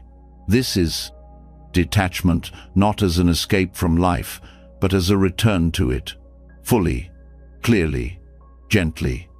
Now, the practice of healthy detachment brings clarity, not coldness. It teaches you how to hold space for life without becoming overwhelmed by it, to stay present without over-identifying. But once you begin to live with that kind of balance, a deeper layer of insight begins to form that connects to something timeless. Across centuries and cultures, this kind of acceptance has been explored, tested, and refined by thinkers who didn't just observe suffering, they studied it, lived through it, and found ways to meet it without collapse. This is where radical acceptance finds its roots, not in modern therapy alone, but in ancient wisdom. And few teachings have shaped this truth more clearly than those from Stoicism and Eastern philosophy. Epictetus, the Stoic philosopher born into slavery, taught that most of our suffering doesn't come from what happens, it comes from how we respond. He believed we must divide life into two categories: what we can control and what we cannot. His words were simple but life-changing. Some things are up to us, and some things are not. To try to control what's not ours is to waste energy, create frustration, and lose peace. Radical acceptance, according to Stoicism, is not passive surrender. It's the courage to focus your effort only where it matters. The Stoic doesn't resist reality, they work with it. If grief arrives, they feel it. If injustice occurs, they respond with reason. But they do not indulge in blame, panic, or bitterness about things that fall outside their control. Not because they are unfeeling, but because they know that resisting the unchangeable only creates more harm. They practice the art of letting go, not of action, but of unnecessary suffering. Lao Tzu, the founder of Taoism, took a different but parallel approach. He taught the way of Wu Wei, or effortless action. This doesn't mean doing nothing, it means acting in harmony with the natural flow of life. To force is to fight the current, to yield is to trust the river.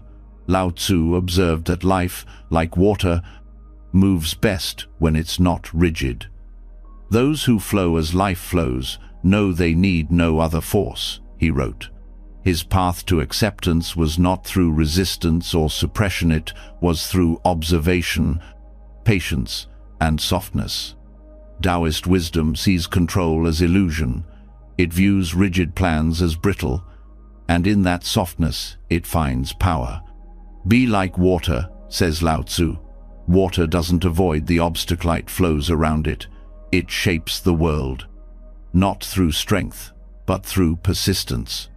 Radical acceptance, through this lens, is not about enduring life, it's about joining it, merging with what is, rather than wishing it were different. That merging isn't defeat, it's liberation. Buddhist masters, from the earliest texts to modern teachers like Thich Nhat Hanh, offer yet another dimension. Their view of suffering, dukkha, says that pain is inevitable, but suffering is optional. The Buddha taught that attachment is the root of suffering, not because desire is wrong, but because clinging to impermanent things leads to disappointment. We suffer when we want what cannot stay, or push away what will not leave. Radical acceptance is the release of that grasp. It's the willingness to stay open, even when things are uncertain, uncomfortable, or impermanent. Mindfulness, a core part of Buddhist practice, becomes the method of acceptance. You don't try to change your thoughts. You observe them. You don't argue with your feelings. You allow them.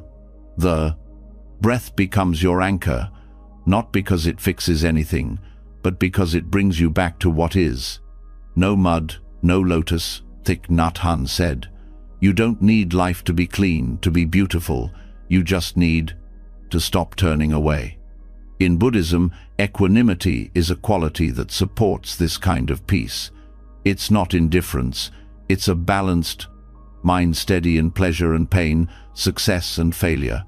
It's the ability to be touched without being toppled. Acceptance, then, is not resignation. It's a deep, conscious engagement with life, just as it is, without needing it to meet your terms. All of these traditions, Stoicism, Taoism, and Buddhism, arrive at the same core truth through different doors: that the world will change, people will disappoint, plans will fail, the body will age, and life will include loss. None of these things are personal failures. They are guarantees. The only question is, how will you meet them? Epictetus says, focus only on what is yours to choose.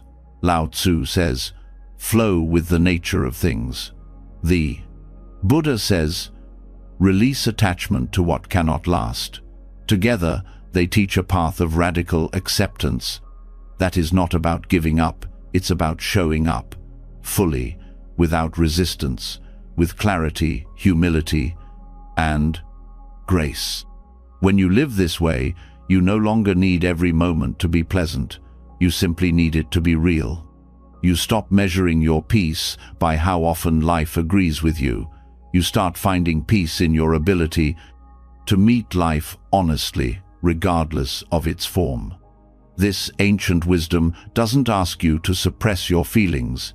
It invites you to include them, to see anger, fear, sadness, and longing as part of the human path, not flaws, but signals, not enemies, but companions.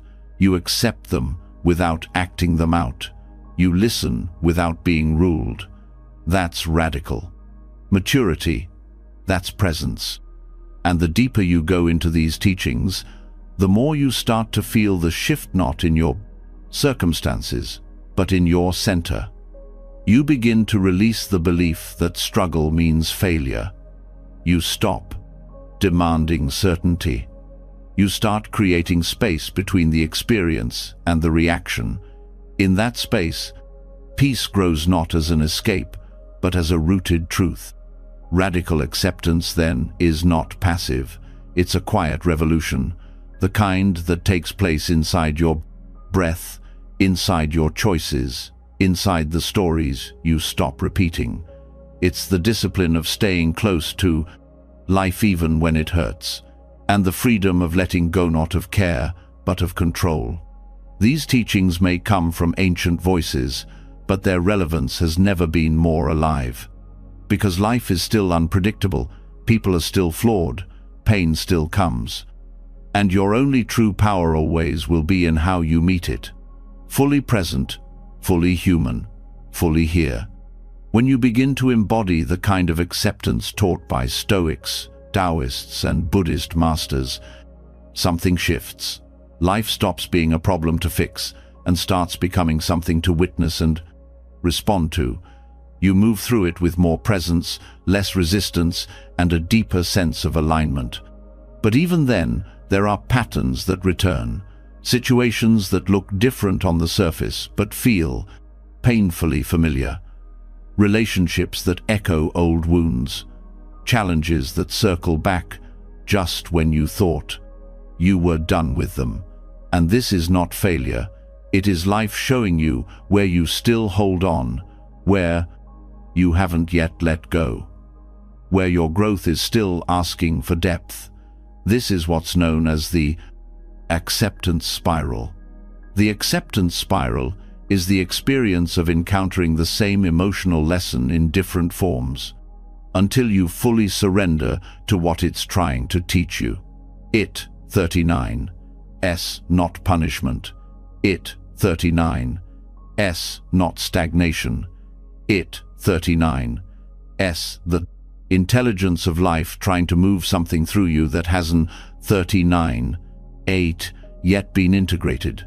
These cycles continue not because you, 39, rebroken, but because there is still something in you that needs to be seen, accepted, and released at a deeper level.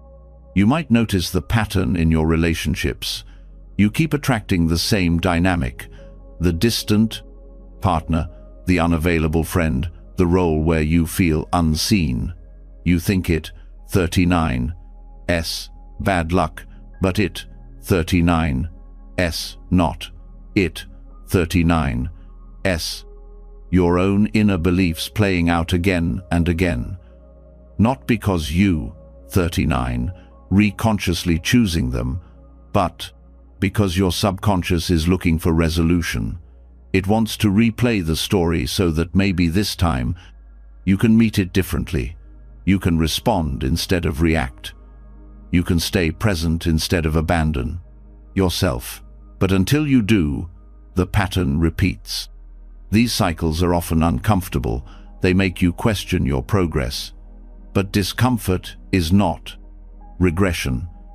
It's a signal that the next layer is ready to be healed. You're not back at the beginning, you're circling deeper. Spirals don't repeat in flat loops. They move down or up, inward or outward. Each time the pattern returns, it brings the chance for more awareness, for more clarity, 4. More surrender. Letting go in these cycles is rarely about doing something dramatic.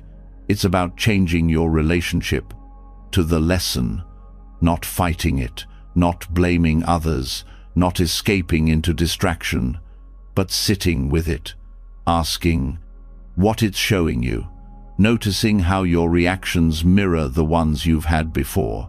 Acceptance begins when you recognize that the external circumstance isn't the real work. It's the invitation to meet your inner world with honesty. Sometimes the lesson is about boundaries. Sometimes it's about self-worth. Sometimes it's about trust. But no matter the surface situation, the core of the spiral is always emotional surrender, not resignation, not apathy, but a quiet willingness to stop resisting the truth, to feel what's there without needing to control it, to let life be what it is, and respond from clarity instead of fear. This is where most people get stuck. They try to change the circumstance without changing their inner relationship to it. They leave the job, but find the same frustration in the next one.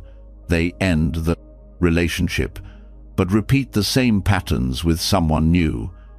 The scenery shifts, but the emotion underneath stays the same, and that emotion holds the key.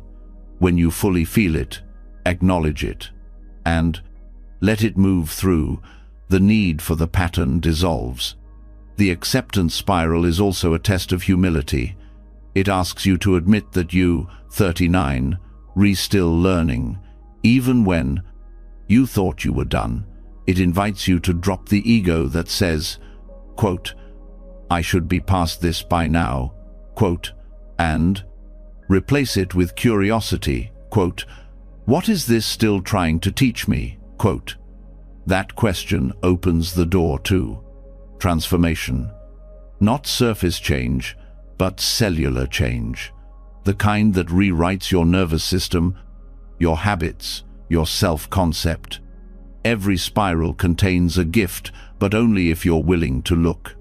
Sometimes the gift is clarity. Sometimes it's strength. Sometimes it's a deeper relationship with yourself. But you only receive it when you stop fighting the pattern. When you stop shaming yourself for still being in it. When you start meeting yourself with compassion instead of criticism. That shift is what breaks the loop. Life doesn't repeat because it enjoys watching you suffer.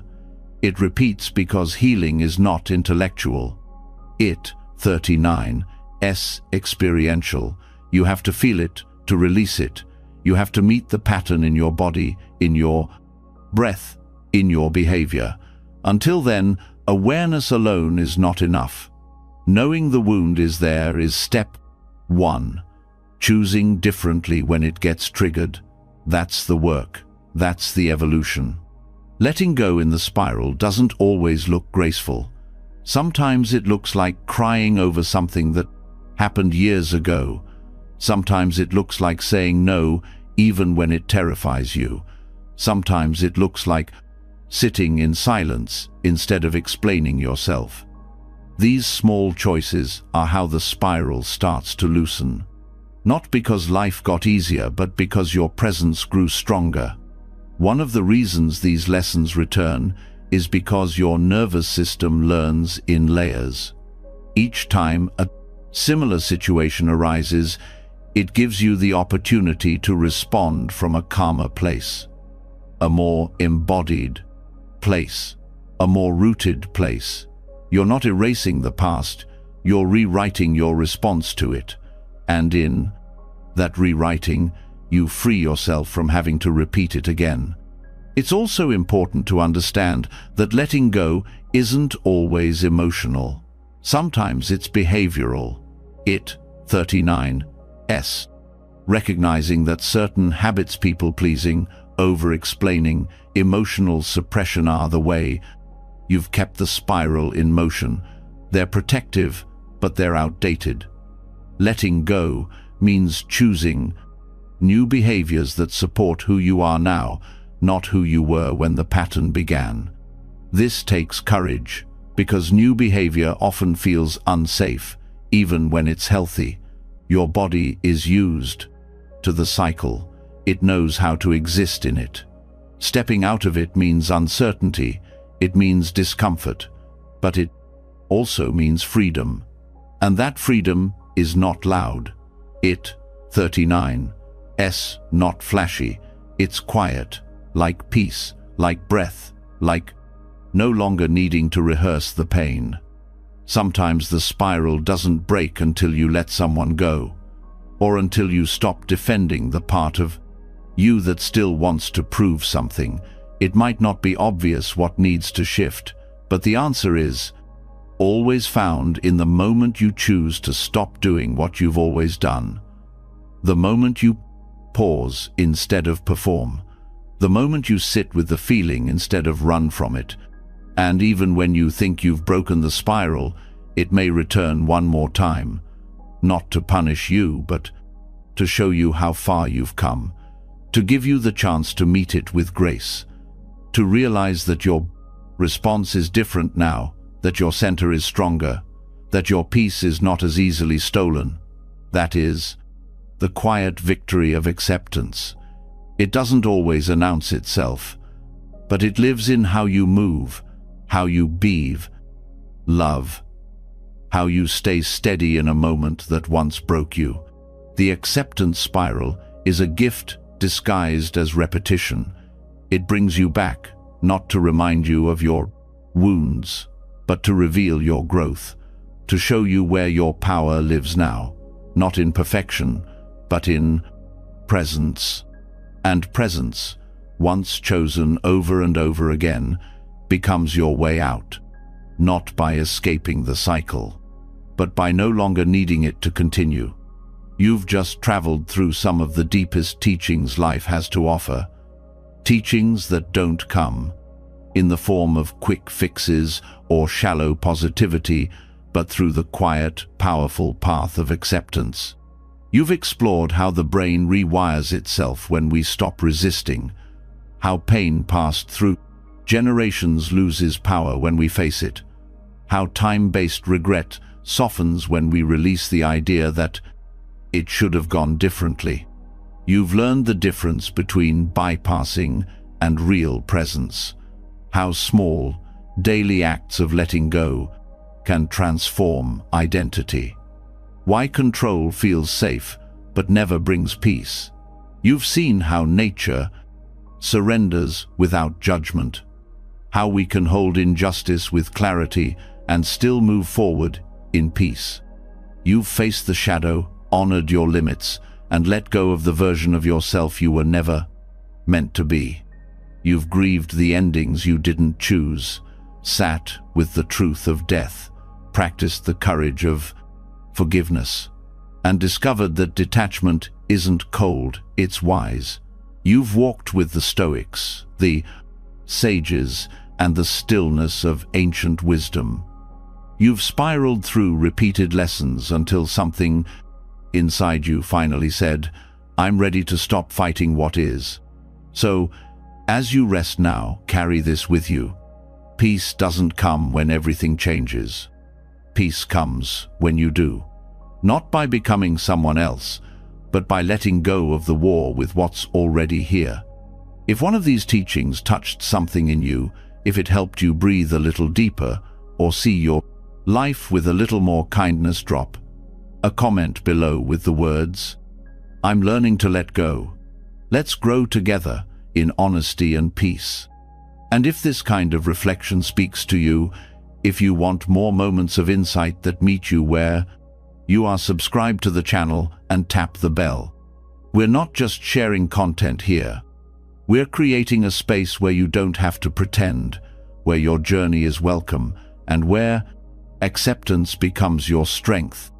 Until next time, rest deeply, let go gently, and remember, you are allowed to be exactly where you are.